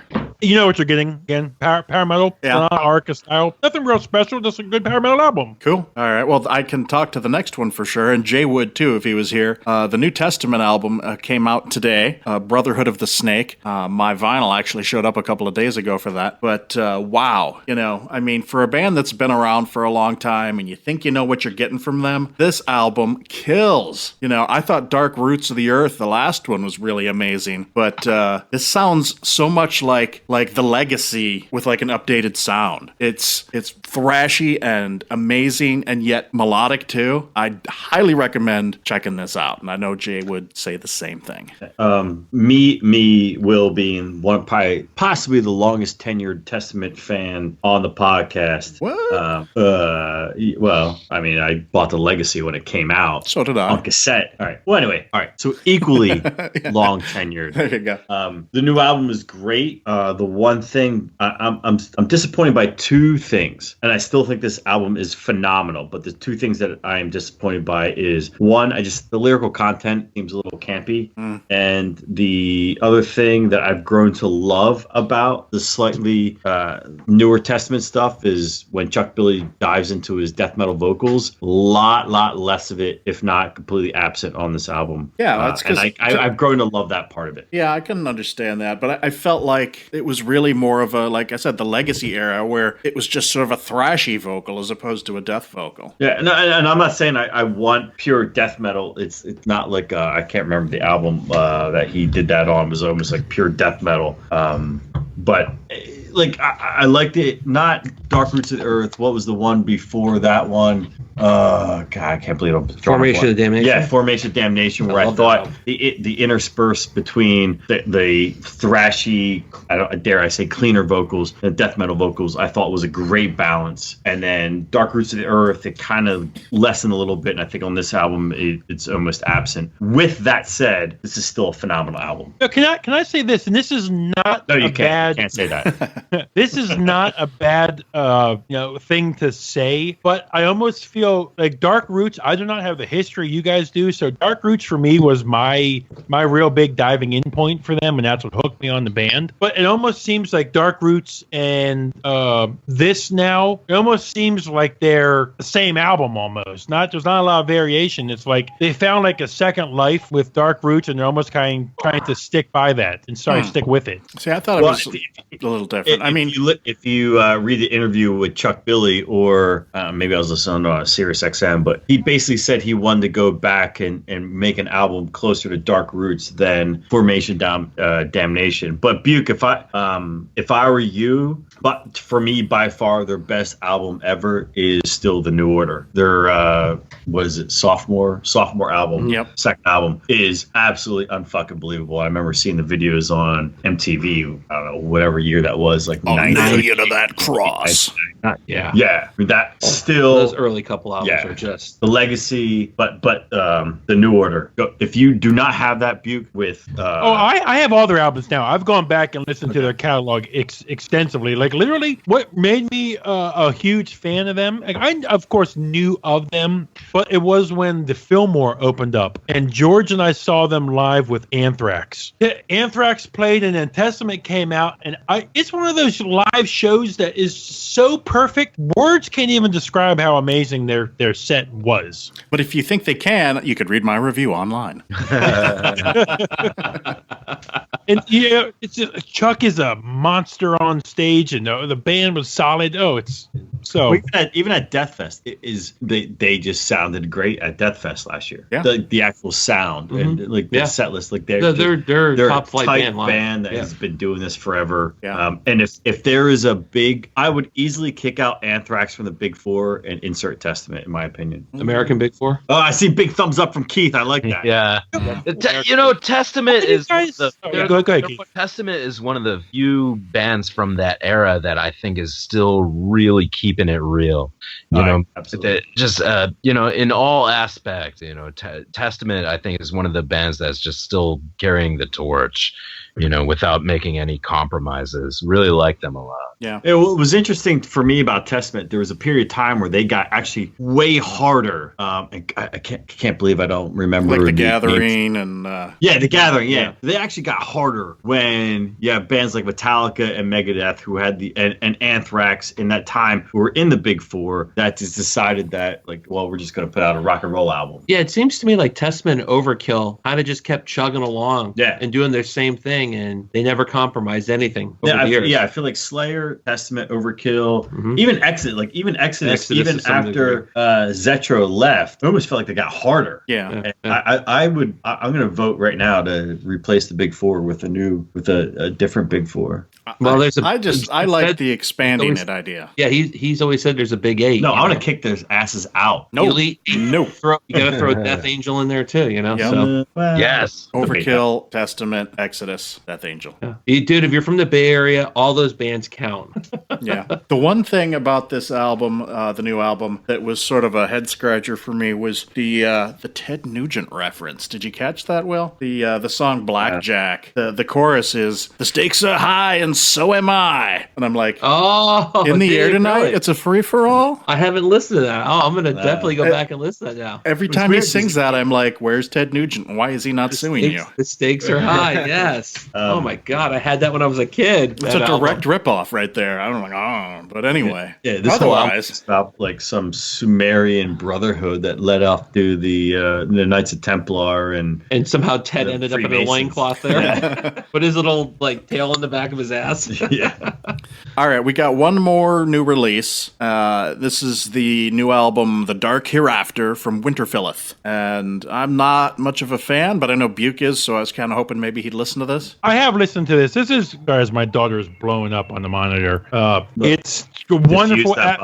My wife's up there. I think atmospheric black metal done at its best. Myself, they don't have a lot of the musical, instrumental interludes in there. It's just straight black metal, talking about, the lyrical themes are about nature and stuff like that, but they don't have a lot of the stuff that you hear now popular with a lot of atmospheric black metal bands. So I love these guys. It's a great album. Yeah, I'm going to check it out. It's on my list to listen to. I just haven't gotten to it. You're not the first person I saw that likes this new album. So and you've got me into these guys before a while back, I think a year ago or something. So I'll definitely check this one out when I get a chance to. You will not be disappointed. It's just the drums intro to track 2 is awesome. Cool. All right, we're going to move on to our top 5. This is one that John came up with, and I'm hoping, Keith, did you make a list? Yes, You did. I have. Excellent. I've been thinking about it all day. All right, so the idea that John came up with, and then I mutated a little bit, because I don't think it went quite the way he wanted it to. Oh, no, that wasn't it at all. I just wanted to define it, that's all, because if we could pick anyone, cool. If you want it current, cool. Didn't matter to me. All right, so I was fine either way. basically what we got here is each of us are creating our own heavy metal festival, and we're going to pick the 5 bands that it's going to be a small festival apparently because it's only 5 bands. So our top 5 bands that would play at this festival, 5 being the opener, 1 being the headliner. And the way we do this, Keith, is we go in order from newest to oldest. So you're the guest, so you'll go first, and then John, and then Will, and then Buke, and then me, and we'll read off our number 5s. Like you'll do 5, and then and then John will do 5, and so forth. We'll go around, and then we come back to you, and you do your 4, and we just sort of spiral down to our number 1s. Cool. Got it. All right. Okay, so while we're doing this, Will is like breaking out a fucking behemoth beer right now. So. Oh no. Like the band Behemoth? Well, no, why you got to do this to me? Well, Behemoth does have a beer, but it's not that beer. Keith, if you were here, we would share this with you. Trust me. Oh. He's breaking out the bones here on this one. All right. Keith, if What you like got? metal and beer the way I'm perceiving that you do, I think you are all our new BFF. Yeah. All right. We're all buddies now. Yeah. You used to sell beer, and I used to brew beer. Like maybe we should start a brewery. And I That's drink beer, true. so I'm in. But the last thing we're gonna do, Keith, is make a beer for the podcast. It's the last thing we're gonna do. That's a great idea. I've brewed myself a little bit as well. So Hey, Keith, are you Saturday Night Live fan at all? I like the old stuff. Yeah. So, and trust me, this is only coming from a good place. I keep thinking of that old episode where they had Keith Richards and Ron Wood on, and he kept saying, Keith. Every time I hear that. No shit. I was just thinking about that shit the other week. It's one of the funniest things. I think it's Dana Carvey and God, I can't remember the guy who played Austin Powers. I think they kept calling him Keith Mike Myers. the whole time. Mike Myers. I just could not stop laughing. So All thank right, you. I'm glad you had a good humor about that. Did everyone refill their beers? Yep. I've got a Brooklyn black I'm trying to chocolate go stout. This is I'm for trying to Buke. go hunting in a couple hours. So Yes. Wait, you got the black chocolate stout? Yep. Nice. Wait, you're literally going to go hunting in a few hours, Buke? Yeah. Like a few hours as in you're going out in the middle of the night, or you're going to go out yeah, in it's the at morning? like 5:30 in the morning. All right, in the morning. I'm gonna say, how are you supposed to hunt without drinking, man? Yeah. Keep you warm. Is this with a shotgun, rifle, or a bow, or a knife? This is my crossbow. crossbow. You like South Park, don't you? It's coming right at us. Yeah, you can't go out hunting and not drink. It's my crossbow. Yeah, remember that? The Democrats' pussy law #1. You can't shoot an animal. Remember that? You know, Keith is sitting there fucking smoking and drinking. Keith is beating all of us pussies. Hey, that's the rock star life, man. Exactly. Keith is living the fucking elf lifestyle. I wouldn't expect any Hey, man, it pays so fucking But well. so How what, though, can you Keith? not? You know what though, buddy? I got no problem with you smoking. I wanted you to pull out a nice long Ganondorf like clay pipe and just sit there. Like blow like big, like blow like a dragon or something, and like send it at the camera and something. Yeah, well, I think I have that paraphernalia in the closet. Is that we need to take this show on the road to Milwaukee? What are you drinking, George? I already told you. Brooklyn black chocolate stout. What are you guys drinking? That's good stuff. All right, we're going to show you. This is the last of its kind ever. This is Double DBA from Firestone Walker 2014. It's the last one they ever did until they did the rye version this year, which fucking pissed me off. But this is kind of a rarity, this one. All right. I'll keep- All right. That's why we're in John's house to. Please, record. bullshit. He throws out way more than I do when it comes to specialty beers. Yeah, Now Allison's going to wish we had a hot tub here tonight. Oh yeah, Allison's gonna be so mad at me. You drinking fucking Double DBA? Yeah. The great Dr. Lang was her husband Pete, John, and I and Allison have been trying to get together to do a bottle share, and It's not working out. yeah, this hasn't worked out yet. And she's gonna be really mad at me and John. She's gonna be mad at John. Anyway. What's your topic? What's your topic? What's your latest week? Our top 5 bands that you would have if you had your own festival. And they have to be active bands. I don't know if I mentioned that. So Led Zeppelin can't be there. Huh. All right. That's bullshit. Start. I mean, we could have gone that way, but we did something So sort are of we- like that before. So are we doing all our number 5s and all our number 4s? Yes. And, okay. The usual So number way. 5 is your opener. Yes, the Right? number 5 is the opener. The number 1 is the headliner. Okay. Alright, cool. All right. Yeah, I assumed that this was bands that are active now. And I built my festival on bands that I thought would be really fun to see live. And some of them I've never seen, and some of them I've seen many times. But my opener for my festival would be Gudalax from Czech Republic. They're a gore grind band with a lot of songs about poo. And What? yeah, check them out. Gutalax is what they're called. And Spell that? they're It's like lax as Yeah. in like some sort of like yeah, flat That or is lax. Gutalax. Gutalax. That's right. Their top Spotify track is Anus Ice Cream. Mm. Oh man, but if I've never seen them live, but if you look at videos of their show, it looks like so much fun, and their lead singer sounds like a toad. I don't know how he does that vocal style, but their songs are actually really catchy, and it looks like a lot of fun. So I think they would make a great opener. That's Mr. interesting. Hank, All right.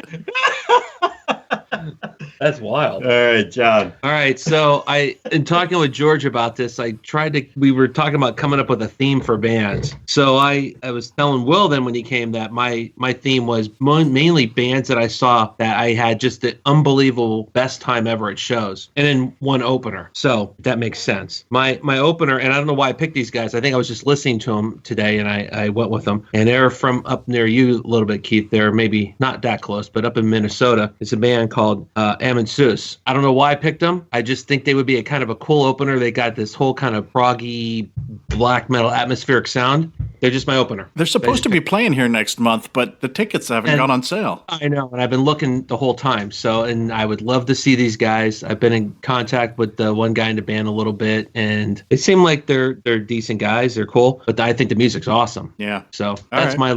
my little atmospheric black metal band to open. Sweet. Will. So my top 5 list, I tried to focus on bands that I love that I've never seen live, except for my number 5 5, which is not really my number 5, but Creator. Okay. I haven't seen Creator in probably a decade, and some of there's albums that have come out in the last decade, specifically Hordes of Chaos. I would love to see them play a lot of that stuff live, and I haven't. So Creator. Excellent. Buke, number 5. My number 5, and the name. I went a step further. I named this fucking festival. Sweet. Oh, This is Buke's Black Metal is for Bitches Festival. Because that'd fuck go well black with mine. metal. Yeah, fuck your black metal bands. Fuck it all. Coming out like a shotgun blast, and the brutalest, heaviest mosh pit, Hatebreed, is starting it off. Nice. Coming out with Have you seen Hatebreed before? I have like 8 or yeah. 9 times, and it's a fucking fight every time. I love it. Yeah. It's a good George choice, though. got his ass kicked in the Hatebreed pit with me. Yep. It's probably one of my last pits. Yep. Yeah, so on the heels of Buke's distaste for black metal is my black metal themed list. Balance. Because all but one of these bands I have not seen before, and the one band that I did see, it was sort of a truncated set. So these are all bands that I would like to see, and one of them I am going to see. But my number 5, you're gonna, and I think you guys are gonna, except for Keith, you're all gonna be kind of shocked that this is at number 5. But Brossenblatt. No way. Yeah, What? They're opening my show, Joel. Yeah, sorry, Joel. But because it's like a pecking order kind of thing. All these other bands have been around for a lot longer, so that's the these only bands reason better I be did big. consider that. I was like, man, this should be 1. But These bands better be bigger because, you're putting them at number 5. hey, I mean, he's come on the bill. Come on. All right, Keith, number 4. Number 4 for me. So you just had Gudalax open with their poo metal. Hey Keith, can I Got a say wee-wee that metal I next. just heard Gudalax, by the way, when everyone else Yeah. was talking. Yeah. You're right. That vocals, that's not even human. Isn't it cool? It's Yeah. it's Yeah. different, all right. They do it live too. I don't know how they do it, but a lot of fun they look like. And Of course, they, so they're coming off the heels of the fun that's Gudalax and the shit they bring. What do we got? absolutely. So my second opener would kind of be going off the grind gore genre a little bit as well, and that would be Hemorrhage from Spain. I really like Hemorrhage, and again, they're a band I've never got to see. Their songs are fun and gory and catchy, and they harken back to like the glory days of Carcass, but they have this whole stage getup of the whole surgical thing, blood spattered surgeon outfits and everything. A lot of fun they look like. So again, going on my theme of fun, they look like just a really fun band to see. I've always wanted to see them. Keith, you just reminded me of a band that I feel like I should have had an honorable mention. Brain Drill. Brain Drill. Have you not heard of Brain Drill? Tech Death. No. Tech Death. Super gory. Totally see these guys in lab coats full of blood with drills in their hands. So I have 2 comments for Keith. First of all, Yeah. based on what you consider fun, I might not hang out with you.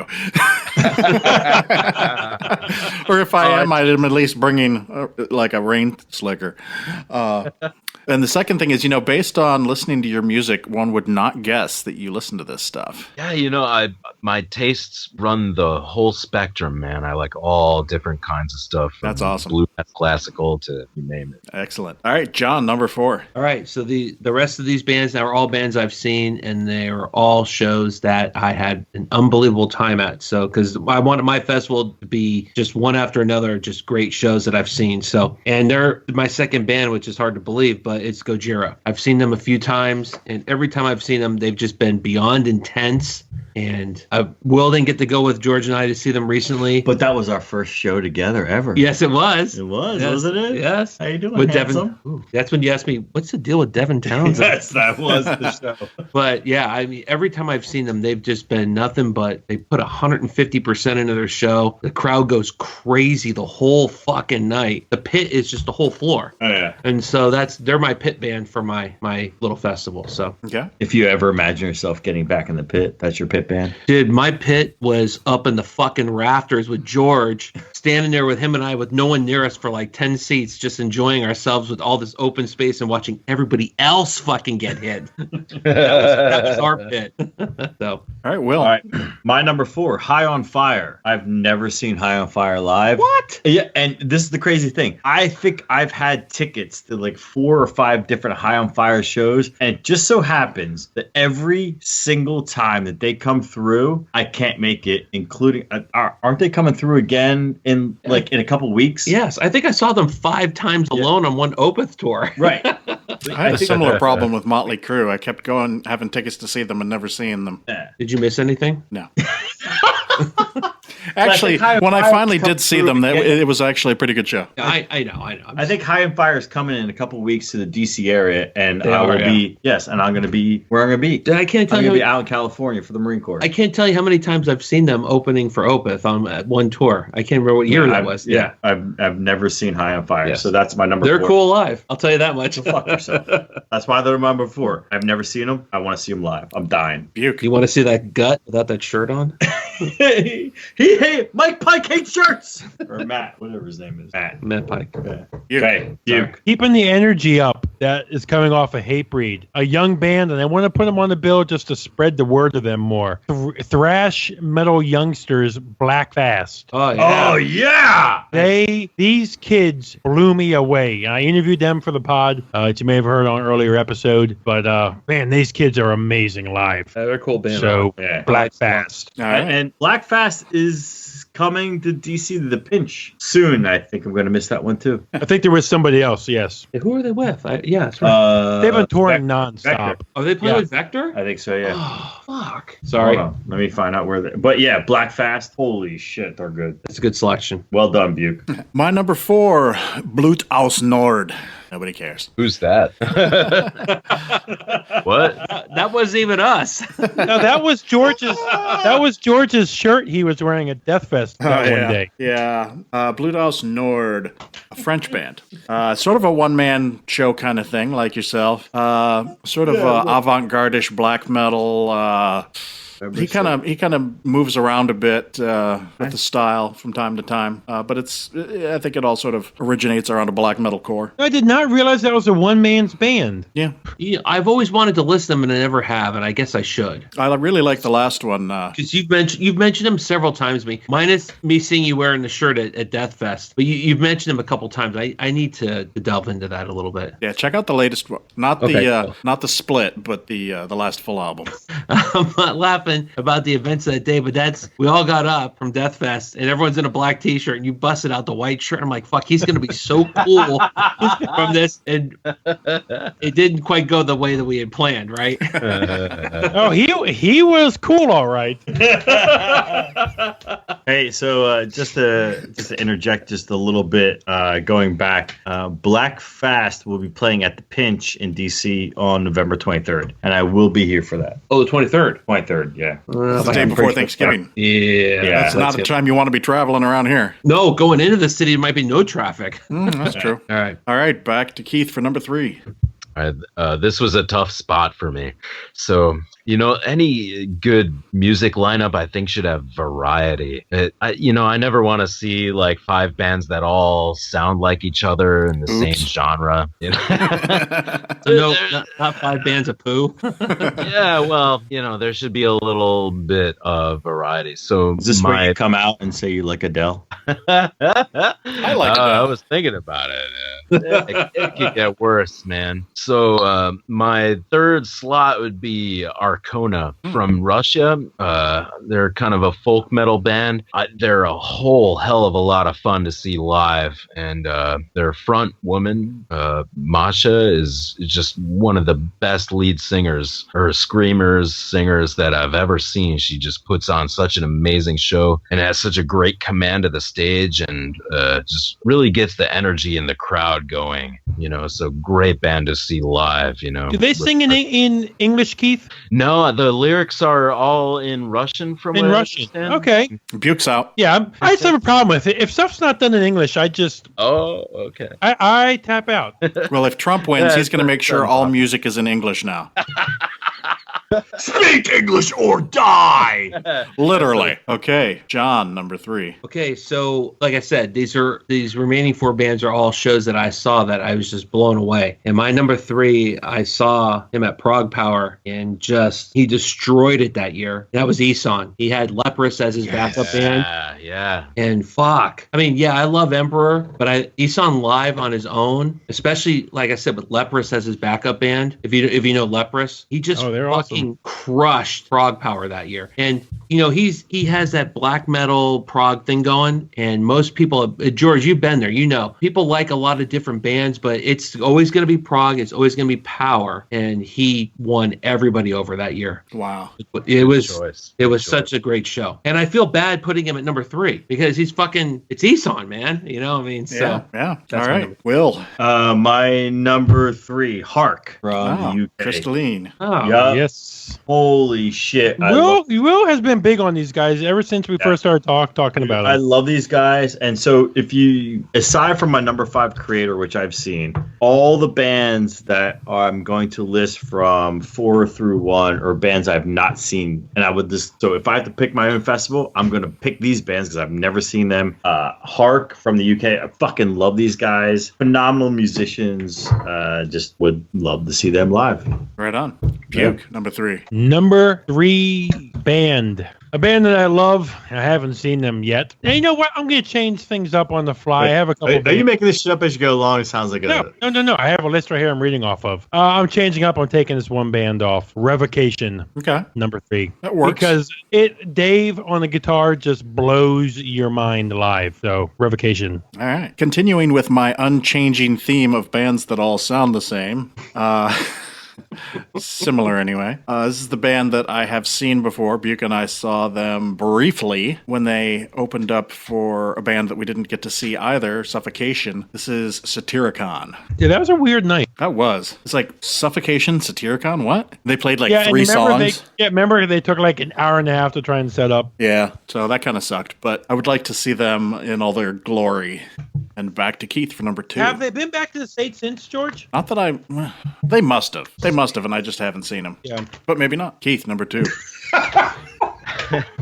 So my festival show started out with kind of like the grindcore, gore grind bands, and goes a little bit up in production each time. I want like bands that are exciting to see and fun to see live, that you can sing along with and have a good time and drink beer and have a good time with the people around you. And for me, that number 4, second to headliner would be Nightwish by far. Yeah, I'm a huge Nightwish fan. I think they're one of the most fun live bands I've ever seen, and just really passionate fans. And that to me is a recipe for a good show. And you don't mind singer changes or anything? I was Keith? going to say, yeah, Keith, which singer? Oh man, I like them all. I think Floor is amazing. I really like her renditions of the old songs, and I think she just runs the whole spectrum. She's a really good lead singer, and I've never seen them. I would love to see them. That's a great Hey, choice. Keith, did you ever like fucking After amazing band. Did you ever like After Forever, Keith? I've checked them out a little bit actually.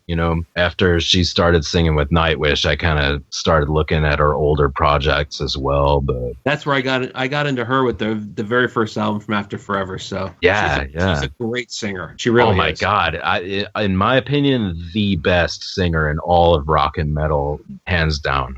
Her sister's a pretty damn good singer too. Mhm. So is that me now? That's you. All right. So you guys obviously know I'm going to have a certain band on my list. It's just who I am. But they're not my number 1. They're not my headline band. I've seen these guys more than anybody else.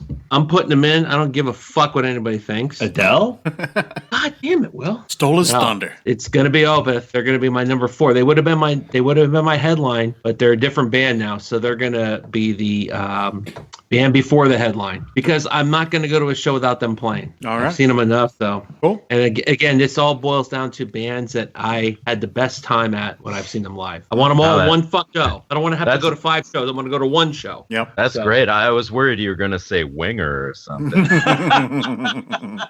Dude, Winger's got like one of the most amazing drummers ever in that band, you know? It's amazing. They're all amazing. They're great musicians. It's just, I don't want to hook up with a 17-year-old. So Yeah, It's only 17.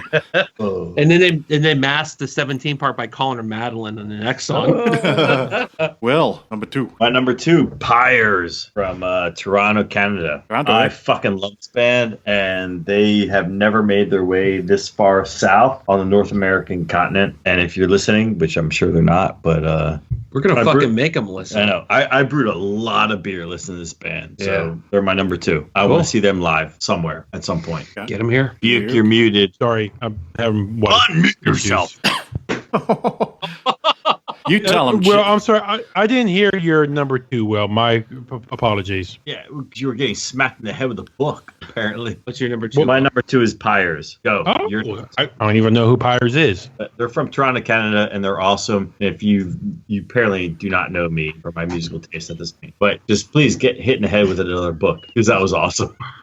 My number 2. Way to go, Steph. Yeah, Steph will do it all night long. My number 2, I've never seen them yet, and I have had a couple opportunities, and I haven't yet. Between the Buried and Me. Yeah, Number 2. that'd be Hey, good. did you hear that they're going to be playing Prague Power? Buke. Are you serious? Yeah. Yeah, they're playing Prague Power. So can I take George's spot next year? Can it be like Buke, TR, and John again? Yep. Dude, we can fucking work it out no matter how you want to work it out. What you drinking All there, right. Keith? Keith, what are you drinking? You can't show off like Keith, that. Keith, what are you drinking? This is Bell's Amber Ale. It's a little Michigan beer. Ah, yeah, For you. spells. It's They got the Two-Hearted Just the little Michigan bear. from Kalamazoo. Yeah, it's a good beer. All right, George, bring it. Ah, right. Number 2. This one could have been my number 1, but they're not. Profound statement. I've never seen them. In fact, most people have never seen them because they haven't played a show in a very long time. They've only played a handful of shows ever. David Hasselhoff? Nope. Close. Dark Throne. Oh, dude, I would be there with you on that one. I would love to go see them. Yeah, they don't. They did. Fenris doesn't like to play, so they don't play. Yeah, exactly. But yeah, that would be pretty awesome. All right, Keith, drum roll. Number 1. All right, this is easy, no problem. My headliner for the festival would be full-blown production of King Diamond. No sweat. Ooh, that's a good Absolutely. one. Nice. Yeah, King Diamond, just one of the best live bands I've ever seen. So much fun to see. Really passionate fan base. Totally kick-ass stage show too. When I saw them, most recently with the whole stage get-up and everything.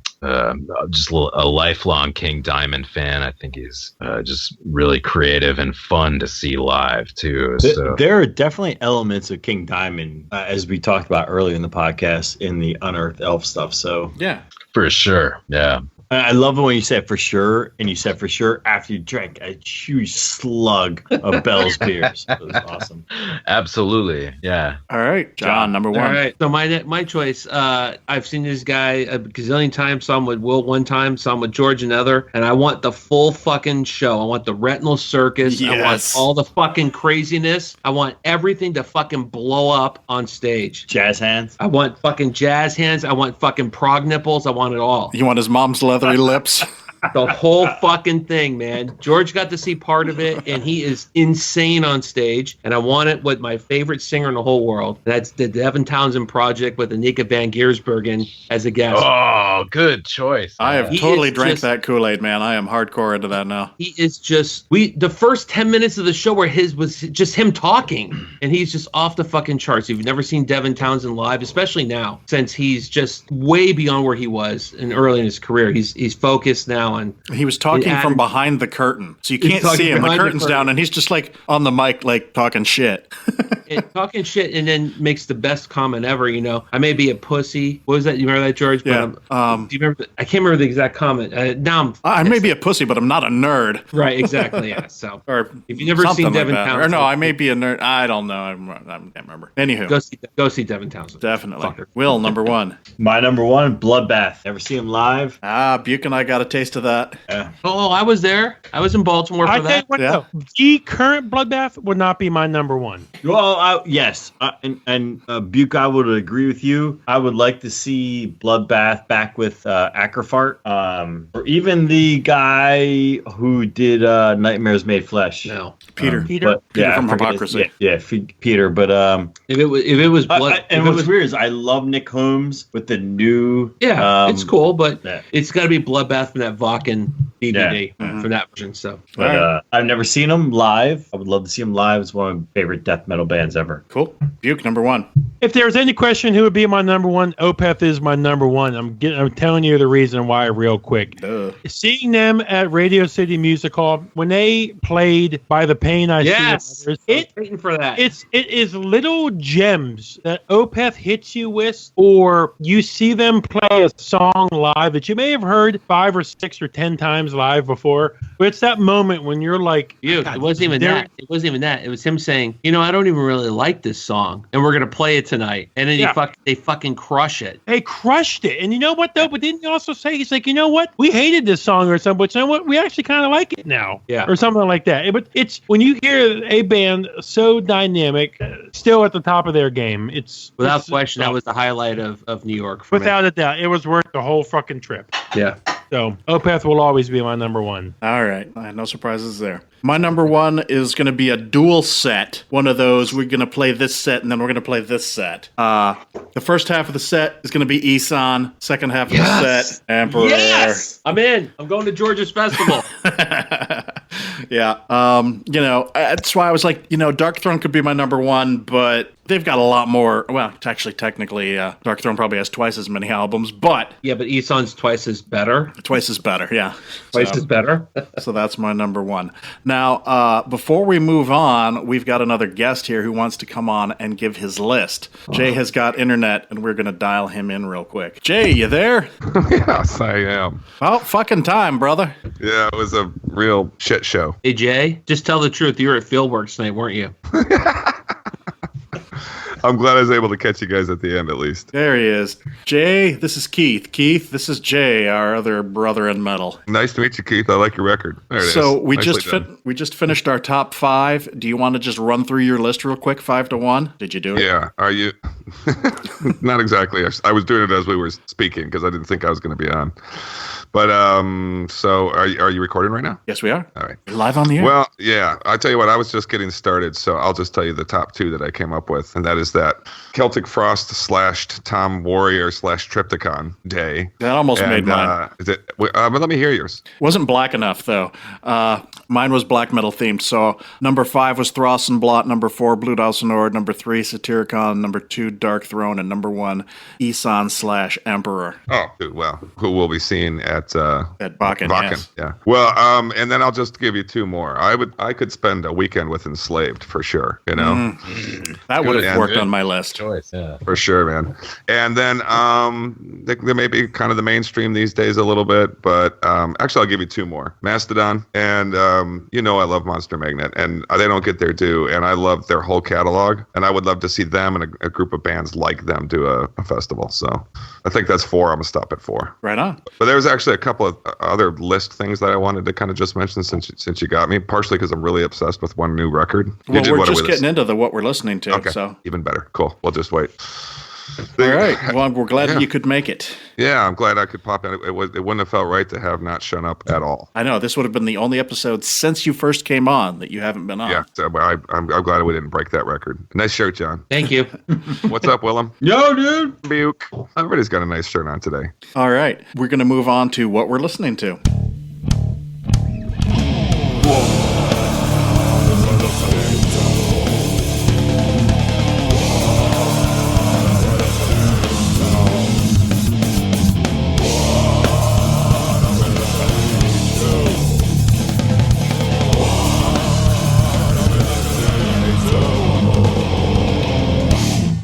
begin. We will start with Grumpy Cat Keith. Keith, you know what? That's the funny thing. Keith's cat does look like a grumpy cat. It's either that or Abbott. Yes, that's true. Wow, that's a voice right there, man. Yes. That's I why usually he's, get the credit. that's I'm why usually he get is the the credit for Unearthed that. Elf, man. Yeah, he's outdoing me. Listening to lately, right? Yep. Yes, sir. Okay. So my thing lately has been checking out heavy metal bands from Japan and South Korea. Okay. And, there's, aside from the visual K and everything, it's not an area that we see a lot of metal bands for. So I've been digging for them, and I'm a really big power metal fan. So I've really been digging this band Lightbringer, they're called, from Japan. I don't think they're active anymore, but man, fucking amazing, just progressive, melodic power metal from Japan. Again, lyrics not in English, so you might not dig it, but Yep, sorry. I love power metal, even if it's not even in English. Definitely not good. but yeah, whatever they're singing about, it's cool with me because the music is just fucking amazing and just killer melodies and everything. Had to order the CD imported through eBay for like fucking $25, but it was worth it. So. That was just shipping. Probably the CD cost you what, $70? Oh, no, it was expensive, man. But yeah, Lightbringer, really kick-ass band. Cool. So let's see. Where are we now? Now we're still back to John. All right, my turn. What we're listening to? We mentioned a couple of these already. Alcest, Kodama. I'm liking that one a lot. Ancients, Voice of the Void. Band called Source, Return to Nothing. If you guys are Tool fans, you might want to check these guys out. It's interesting. Eternal Champion, The Armor of Ire. I'm big on this kind of 80s revival sound a lot. Band that Will got me into, and I think, George, you were talking about Blood Incantation. Darspawn, I've been listening to these guys a lot. And then I'm going to go past my 5. I don't know if you guys are listening to them yet. There's 2 songs out there called Trees of Eternity. I don't know if you're familiar with them. It's the kind of collaboration of Swallow the Sun and Catatonia and the girl that passed away just recently. I don't know if you heard about them. They're kind of a gothic, doomy prog band. There's only 2 songs out there, but it's kind of cool. It's the main guy. It's the main writer from, I think he's the main writer from Swallow the Sun that's heading it off. Yura, whatever his name is. So I have to check that out. Will, what you been listening to? So a lot of what I've been listening to lately is Chew mostly- swallow first. Sorry. Me, pizza. Okay. What I've been listening to lately, Zrine, Unearthed.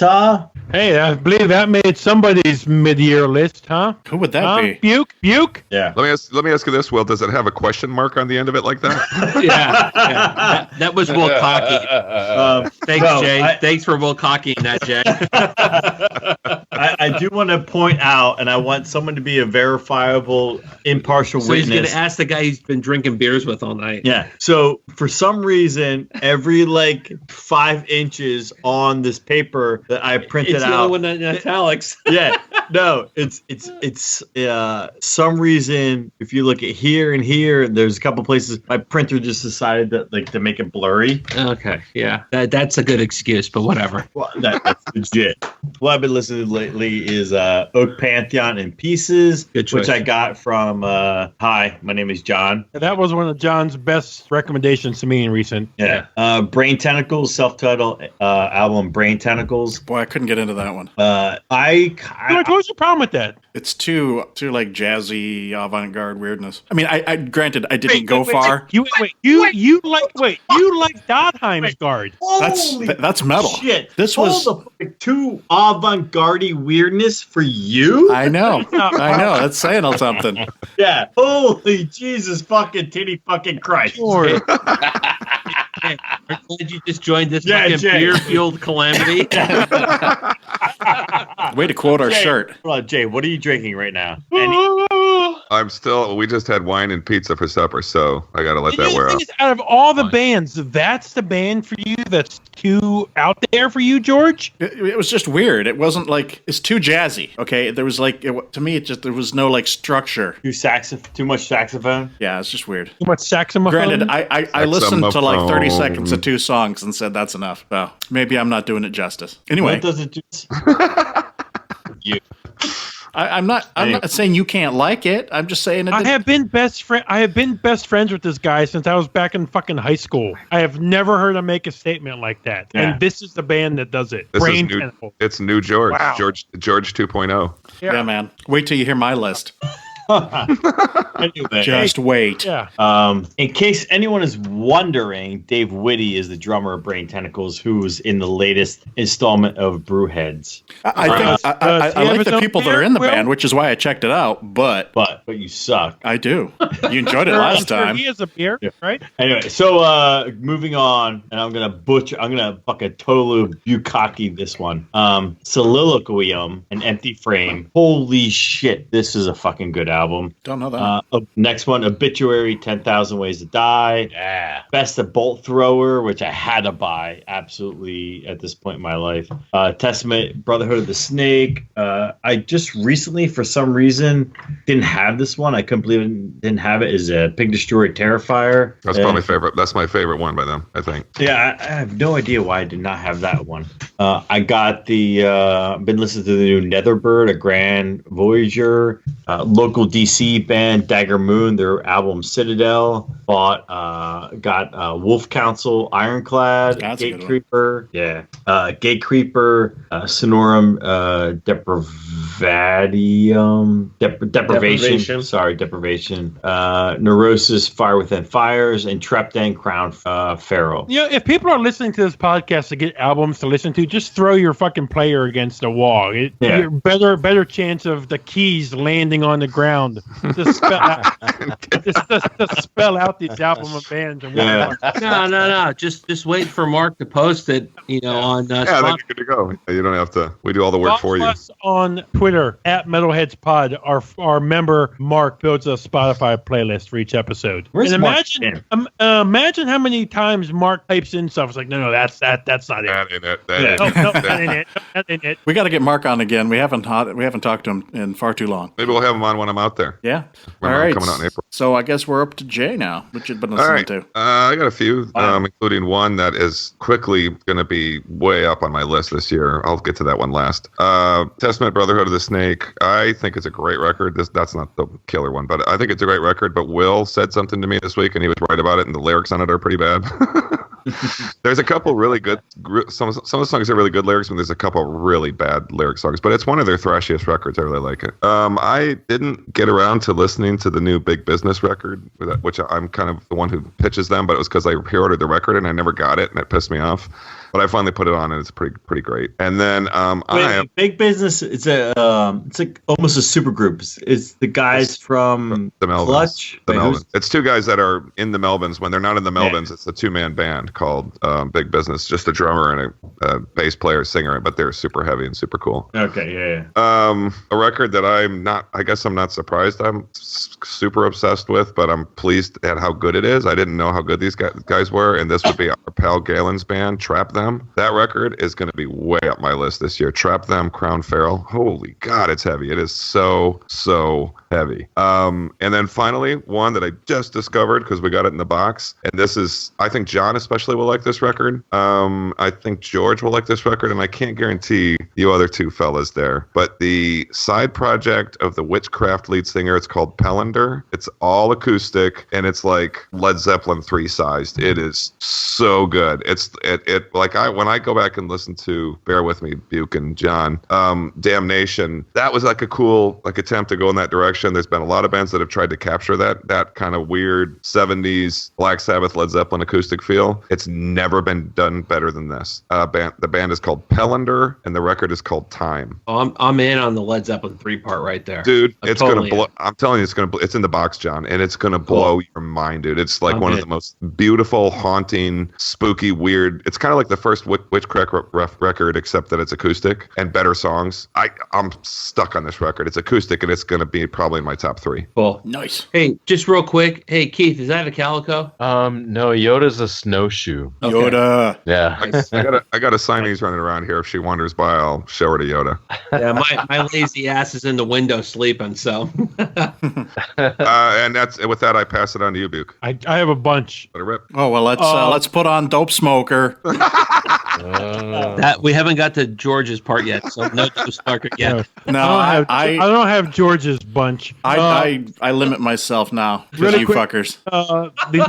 The new Ancients album, Voice of the Void. Yes. The tech death band Virvum, their album Illuminance, a band like a true metal sound. It's an album came out a couple months ago or maybe a month ago. Dawnbringer, their album XX. Another true metal band, Spellcaster, Night Hides the World. That's a good one. And another true metal band I found, Wretch. Oh yeah, Wretch. that's the doom band that formed from the wreckage of Gates of Slumber. Yep. And nobody's mentioned it yet. The new Chemist album, Haunted. Yeah. Oh, yeah, Good yeah. album. It's a good Yeah. album. It is fucking amazing. Yep. We touched on it earlier. The Unknown Rock is brutal. I love it. Crowbar is really good. And what I've really been listening to in the rare few moments that I have, that kind of is like a new Deaf Heaven to me, Oathbringer, their album Raya, or Raya, whatever it is. Female fronted type of band. You guys won't listen to it, but I like it a lot. No, I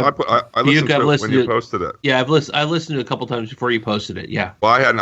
You brought it to my attention, and I put it on. I did definitely. I think you described it perfectly just now, which doesn't necessarily mean I do or don't like it. I'll dig. I have to dig into it more, but I've been all the way through it once, and I can see why you're attracted to it. Two more bands I forgot.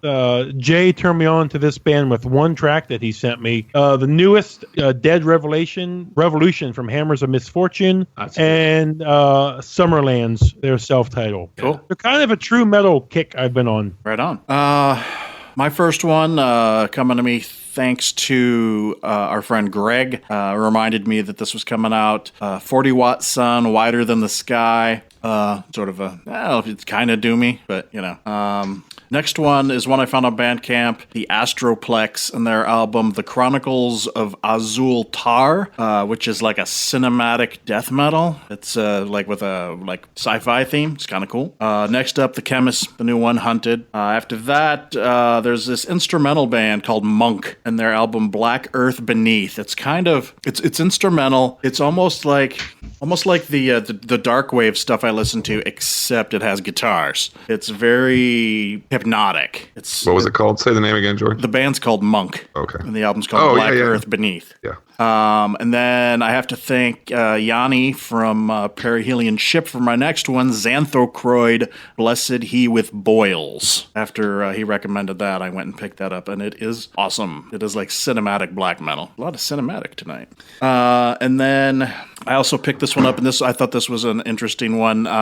Joel Grind from Toxic Holocaust released an album called Equinox, and that is it's like this whole new like synth thing going on. It's kind of like John Carpenter music. It's just crazy instrumental synth stuff. And beyond that, I've been listening to a lot of non-metal stuff. A lot of the new Leonard Cohen, You Want It Darker, the new Nick Cave. Which, by the way, he's writing himself off as dead. I don't know if you read that recently, but Leonard Cohen says, I don't think I have much time left. Oh, geez. Dio said that. He lasted a little while longer. Fair enough. But the You Want It Darker, great album. The new Nick Cave, Skeleton Tree, I've also been digging on that. And a whole lot of Bruce Springsteen, because I've been reading the book Bruce, and I just picked up Born to Run as well, the book Born to Run. I'm going to read that next. So I'm a huge Springsteen fan, man. That's great. If you're doing the Nick Cave and the Leonard Cohen, I'm telling you, George, right now, Pellender is the record for you, dude. Oh, I'm sure it is. I mean, I love Witchcraft, and I listened to a little bit of it, and I was like, oh yeah, this is good. So I put it in the box. Cool. So, all right, that's what I've been listening to. Let's move on to our personal recommendation. Keith, do you have an album you can recommend for us? Oh shit! Yeah, you know, it would be a it'd be a album by a local band that I mentioned earlier, actually, Ukitaru.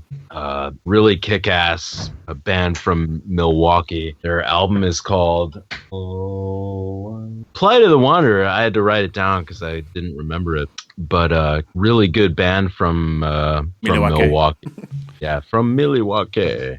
So that's available on Bandcamp for $5. It's a steal, especially if you're into like black metal, more, atmospheric black metal type of stuff. They're putting a really new twist on it. And I think they're a good band from here that is worth checking out. Right on. I'm such a latecomer here. Where is here when you say from here? Milwaukee. Milwaukee. Oh, you're Wisconsin. in Milwaukee. Oh, okay. Yeah. All right. Right on. Oh, I'm from Madison. Really? I'm physically in Milwaukee right now. Right on. Jay It's is not. amazing. Yeah. Yeah, I know. Really? Yeah. Okay. Are you in Madison now? No, I'm in San Francisco now, but I was Oh. born and lived there. Oh, okay. Kick First part ass. of All life. right. Wait. Don't let him fool you. He's in Berkeley, California. Oh, Yeah. Hippie I heaven. was totally, you know what? I was totally covering. You're absolutely right. northeast of San Francisco. He thought he could fool everyone. Yeah. I did. See, I can say this. I'm actually from San Francisco. He thought he could trick you and say, I'm from the city. He's really from the fucking protest city. Yeah. That's all right. I was actually doing that on purpose. You caught me. Dude, Jay, are you like dodging like fucking street closures to get to Fieldworks? Yeah, it's I'm telling you, man. I'm telling you, John. That's my new favorite place. Yes, I bring up Fieldworks every time because Jay and I stopped there just on a whim. What is it? A place called Fieldworks Brewing. We had a fucking brewery, yeah. blast there. We had so much fun. It's good stuff too. Everything they have is good. Speaking about having a blast, you will hear us on the OPEF episode. If you're in New York City, stop by. If you're in Midtown, stop by the Ginger Man. Oh, Dan. What a fucking hidden killed gem it, that man. place was. Hey, Ginger Man's We famous. We had a fucking great time there. It's a franchise. It's all over the place up in the Northeast. Yeah. Oh, is it? Yeah. Cool. Oh, is it? Oh, is it? All right, John, what are you listening to? Or sorry, your, Wait, I your thought this personal was recommendation. Personal recommendations. I don't know what I'm talking about. All right. Yeah. You know what I mean. I'm going back to the the 90s same thing. for a prog and a power fucking mega album as far as I'm concerned. If you're a big fan of this, then you'll enjoy this. If not, whatever. It's a band called Symphony X, and it's a band called or album called The Divine Wings of Tragedy. No. Yes, everyone goes with the Odyssey, and I go with this one. This is the one that started it off for them, and it's infinitely better in my opinion. It's a little neoclassical. It's got a little Yngwie in there, but it's to me way better than anything they've ever done. It's the pinnacle of their career as far as I'm concerned. So Awesome. Will? A band I mentioned earlier when I said what I was listening to, but God, this is fucking hard. Soliloquy. Soliloquium and their album An Empty Frame. It's a great album. It's Opeth-esque. Just check it out. It's part black metal, part death metal, part whatever. But yeah, Yeah, check part it of out. it, yeah. Yeah, check it out. Buke and I will be the judge of that, but Yeah. cool. No, What was that names again? I It just, know. I'm just messing with you. I tried this. I know, dude. This is Bukkake just got Wilcockeyed. It's soliloquium. Yes. So it's like soliloquy, but soliloquy. So they made up a word. And the name of the album is An Empty Frame. I'm gonna check it out. You know, cool. All right, It's good. Jay. if you're a Doom fan, this is one that everybody who likes Electric Wizard would just have a couple of their records, but one of my favorites nobody owns. It's called We Live, and there's like 3 of my favorite Doom songs of all time are on their record. So that's it. Electric Wizard, We Live. G stands alone on that one, I think. Yeah. Oh, always. I know. I am a card carrying Electric Wizard fan. I know that a lot of people don't like them that much, but I love those guys. I'm a big Electric Wizard fan. There you go. There you go. I can always count on Willem. Okay, man. All right. Buke. Yeah, how not the Odyssey? That's ridiculous, man. That's going to be. He was holding that the whole time. Not ridiculous though. That's the beauty of it. It's not ridiculous. I love that he was holding on to that. It's like he has not. He's had a little been just aneurysm. waiting And to it was explode. like, I cannot tell him You to know, speak. we talk about our festival list earlier, and we talk about bands who went on it. My headliner easily could be this band, Amorphous. So I'm going to go with my favorite album by them, Skyforger. Oh, Cool. Tales from the Thousand Lakes, man. Old school. Nobody said this podcast. We all agree. You We know? never agree. Yeah. Quite the opposite. So what I'm gathering from this podcast is Keith likes the same beers I like and the same albums I like. Yes. So I'm going to Milwaukee. Milwaukee. I love that first Amorphous album, man. The first 2. We saw at Death Fest last year. We saw them play Tales start to finish. It was awesome. I would have loved to have seen that. Yeah, it was pretty awesome. Yep. Oh shit! That's one of my favorite metal albums of all time. That's in my top 5, and they don't quite sound like that anymore. Not quite at all. No, but I fucking love that record, and I would love to hear it live. So they did well.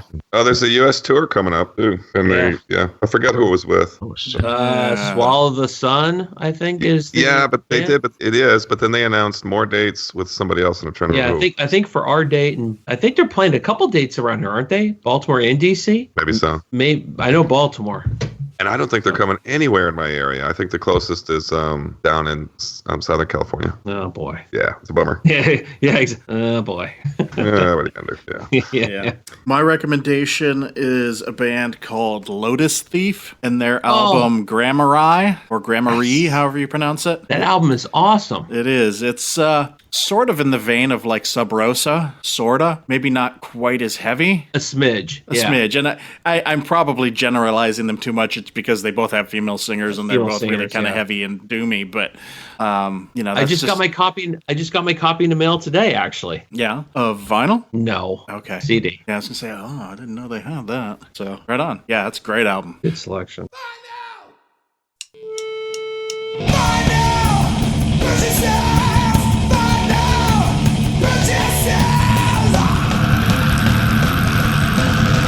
All right, we're going to move on to our vinyl or other purchases. I don't know.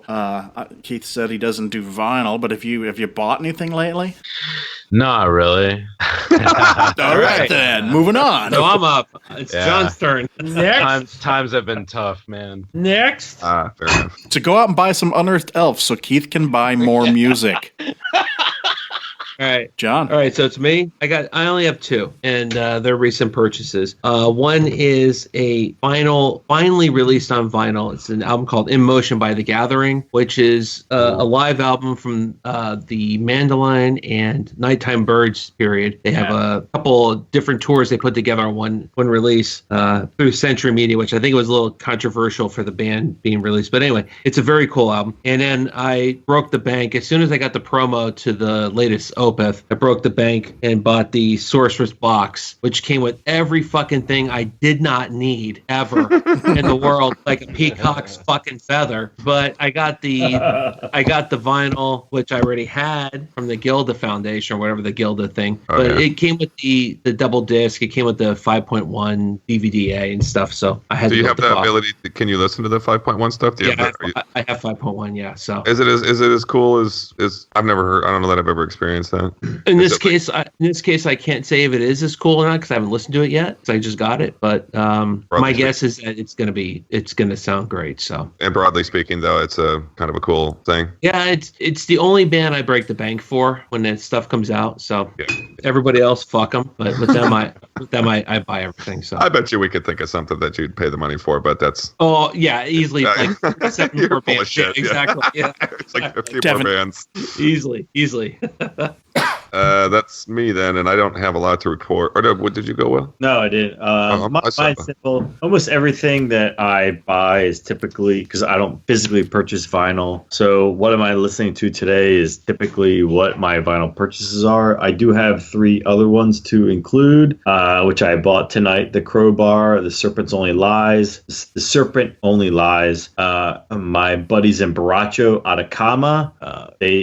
Atacama is the new album that you can pre-order, which will be out, I think, in December. We had a heavy metal night at Atlas Brewworks, my brewery, for this album, released it. And then Charred Walls of the Dam came out with a new album, Creatures Watching Over the Dead. I bought that one. So a whole lot of what am I listening to combined with purchases, and I always have to separate a few of them out just because to pretend that I purchase stuff. So anyway, that's my thing. I'd like to, you just mentioned Atlas, Will, and I just want to take a moment to publicly thank you for this very generous box of beer and stuff you sent me a few weeks back. It was above and beyond a gift to have received. So thank you for that, my friend. Hey, dude, I felt bad because mine was so far, it's not so far, long overdue. It was long. No, it was welcome when it arrived, and it was completely awesome. So thanks for that, dude. I appreciate anytime I can kill your liver. So. I didn't pick up a lot between now and the last time. In fact, I just only have 3 vinyl to remember. I got a few things coming, but those will be mentioned next time. But I got a cheap copy of Balls to the Wall. I didn't have that on vinyl. I found it for like $5. I picked it up, except Balls to the Wall, that is. I picked up a copy of Saxon Power and the Glory, or as George would say, Saxon Power and the Glory. And I also, because I'm so obsessed with it, had to get a copy of that Trap Them record. And that's it. Yukaki. Opeth Sorceress. That's all I've got. Did you get any special package or anything, Buke? I don't have money for that, just the pink vinyl. Well, okay. Is that the Gilda thing? Is that what that? So you got the pink package, is what you're saying. Yeah, Special but pink. in my ADD mess of a fucking brain, I took out the first record and I've been spinning it. I don't know where I put the sleeve. So Yeah, but that packaging is beautiful though. it's gorgeous. It's really gorgeous. Is that the Gilda thing? You got one of those? The older Bukes? one, yeah. Okay. All right. What's the different? What in particular is different about the packaging? Just It's pink pink. vinyl. It Okay, benefits. pink vinyls. It benefits somehow. Yeah, it's a whole. It just looks. Is that Gilda Radner? Is it the Yes. Cancer Foundation thing? Okay. Yes. Whose husband just died a little while back. Yeah, Gene Wilder. Yeah. So now we need a Wilder Foundation. So it'll be like multicolored, like the Chocolate Factory. Pink and purple. Yeah, Man, yeah, purple. That's better. That's good. Since I am your host, you are my guest. What do you like to do? yes, I'm in. I don't know. Play chess? Screw? How about we play chess? New Wilder, Blazing Saddles. Yes, Anyone? yes. Let's all sit around the campfire and eat beans. I say you had enough, Mr. Taggart. Yeah, George is like, God damn it, they're drinking beer again. So I actually have a fair amount of stuff this time. I've got the vinyl for Ancient's Voice of the Void. My Denouncement Pyre, Black Sun Unbound finally arrived after the album having been out how many months ago. I got Dodheim's Guard, Monumental Possession finally was reissued on vinyl. And one of the 2 albums that I picked up at Vintage Vinyl in New Jersey recently, The Gentle Storm, The Diary. I also, of course, got the Opeth Sorceress pink vinyl. The other one that I picked up at Vintage Vinyl was Aranci Pazuzu and Veratalia. Sure. That's, again, I assume it probably doesn't actually have the question mark at the end, but yeah. No, mine does actually. It's a special edition. What is that? What are you? I haven't heard you talk much about that record, George. Yeah, well, I mean, I like it. I don't know that I like it quite to the extent that you and John do yet, anyway. Fair enough. But it is a cool album. Yeah, Jay and I are disciples, definitely, I think. Yeah, big time. Yeah. Yeah, well, I picked it up basically on the strength of your guys' opinion, so there you go. Hey, George, drink some beers and then put the headphones on and hang out. Seriously. Well, you got it on vinyl too, so let it fly. Yeah, that's what Jay and I did. We drank some beers and we hung out. That's exactly right. We did the field work and we had that rolling out here on vinyl. Yeah. Right on. See, I also got the Paul Bearer EP, Fear and Fury. How cool I got is that, the by the Sub way? Rosa for This We Fought the Battle of Ages. I just got the Testament, Brotherhood of the Snake. And then my Vardruna order arrived. I got their first album, Gap Varganunga, and their newest album, Ragnarok. Hey, how cool is that Paul Bearer EP? By the way, I like it, man. I forgot what the songs are on there now, but there's they're all covers. Yeah, there was one well, particular the one that Fear I and really liked. Fury I don't think is a cover, but the rest of them are covers. What was it? Which one Will was it? I have to I look don't at. think Fear and Fury is a cover. No, that's one of their songs. What were Yeah. the other? What are the other ones though? Can one of you guys remind me? Because I don't They're have it in front clearly of me. covers.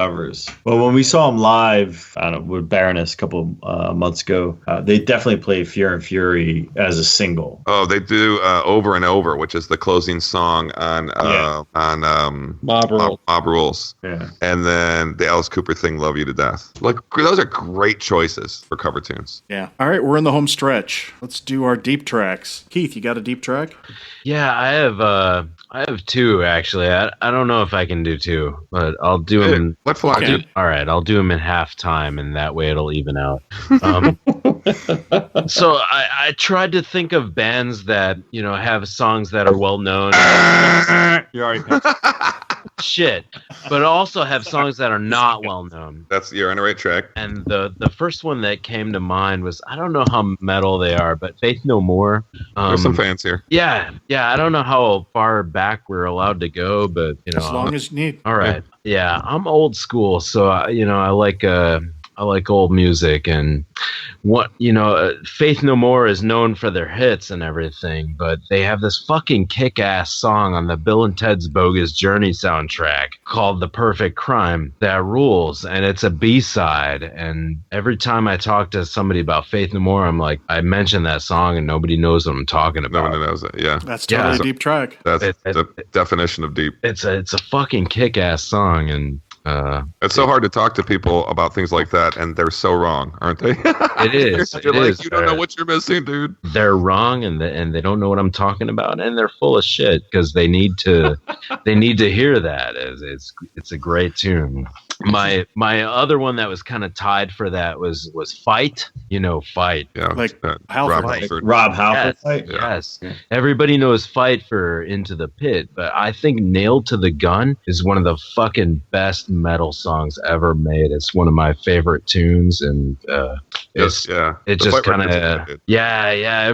I went and saw them one time in Tucson. I lived in Tucson for a while, and it was in this little club, and they brought enough sound equipment to knock down a stadium. And I'll never forget, dude, they had the doors closed, and the doors were just going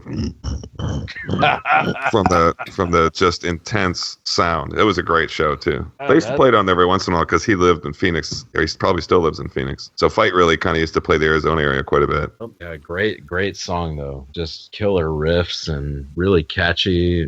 Were you a Fight fan, George? Not so much. Yeah, I mean it's not amazing stuff, but it was like cool to have some Halford thing out there, Yep.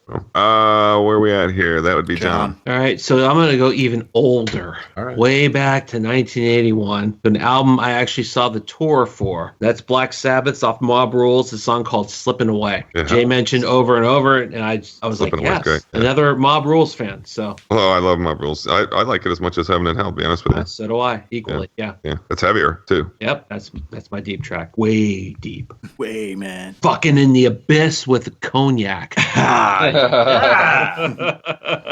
Into the cognac. I would Mine say- doesn't go back all the way to 1981, but it does go back to 1989 with the Cro-Mags, and off their album Best Wishes, Wow. song "Crush the Demoniac." Those guys are a bunch of hippies. I'm surprised you like them. They're all like these vegetarian. They're like Hippies, they're like like these vegetarian skinhead kind of peacemongers. dude. Whatever. Socially responsible. That band, yeah, I fucking love that album. Best Wishes, great album. I love every song on it, and Crush the Demoniac, absolutely amazing. Go. John, the slipping away is to Mob Rules as Country Girl is to Heaven and Hell. Yes. All right, John and I are talking. Just leave us alone. No, I have about songs we like.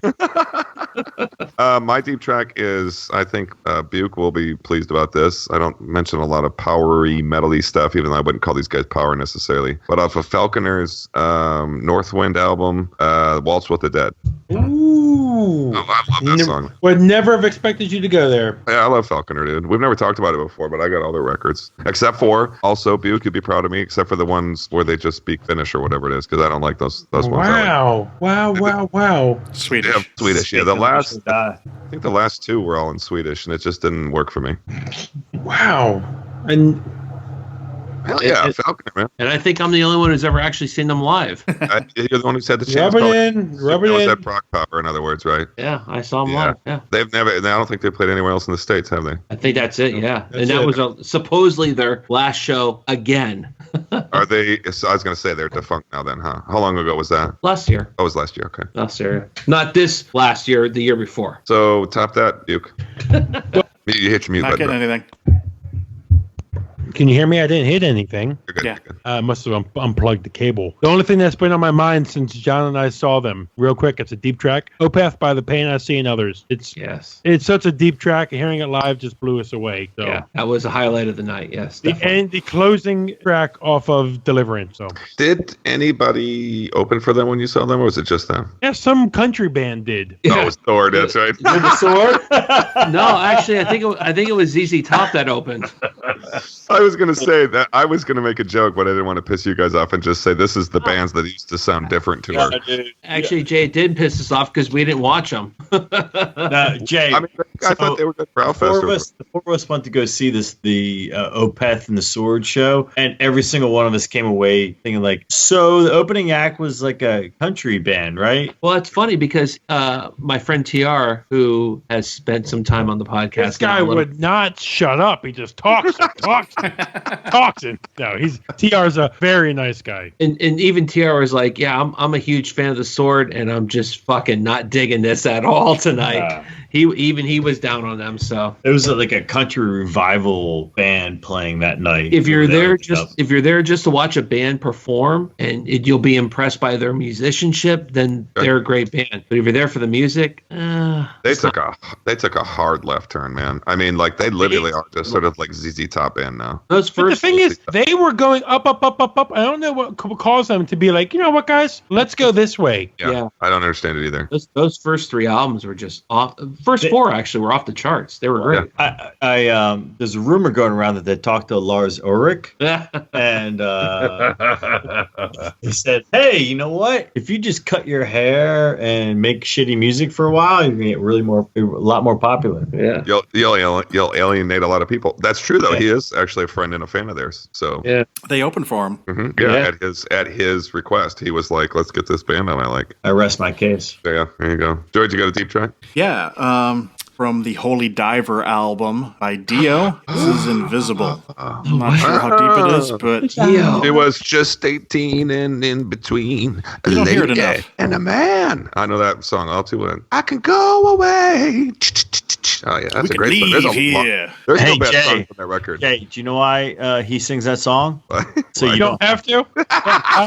Yeah. That's what we say about our bass player. That's what they say about you. No, yeah, fair enough. But when our bass player sings, somebody asked me if our bass player could sing because he kind of shouts in the microphone sometimes. And I said, "Well, he's a good bass player." There's no bad songs on Holy Diver. Right on. But that is a deep track by We Shall. All right, before we go, I want to tell you again to make sure to check out Keith on Bandcamp. Pick up Unearthed Elf in the Catacomb Abyss. And his other band, Arctic Sleep, is also on there, available as well. Hey, and fellas, it was nice of you to have me on so late. I'm sorry I was late. We had serious internet issues over here, but I'm back up and running. So thanks for letting me sneak in. Anything you want to say before we go, Keith? Nah, not really. That's the spirit. That's perfect. This has been great. Thank you. Thanks for being Awesome. Yeah, very All true. right. Well, make sure to check us out on SoundCloud. We're on Facebook. We're on Twitter. You can check us out on Instagram and YouTube. We're on Stitcher and wearemetalheads.com. You can find me on Twitter at DiscipleOVMetal. I'm at Opeth fan. At Catatonic J. At Brew Metal Will. At White Cluster 69. I love it every time he says it. It always sounds like some really bad sex position to me every time. You know, I could have been born in 1969. It could be that. It's No. not Anthony Weiner's like Twitter name. Like his- Cluster 69. his name has to do with 15-year-olds. Yeah. No. His is the Appalachian Trail. Carlos- That's his new Carlos metaphor. Danger. I was on the Appalachian Trail, if you know what I'm saying. Right? Isn't that what he said? Yes. Carlos Danger. All right. Well, that's it for this time. We'll talk to you next time. Thanks for coming on, Keith. Yeah, thank you for Thanks, having sir. me. Thank you. It's been fun.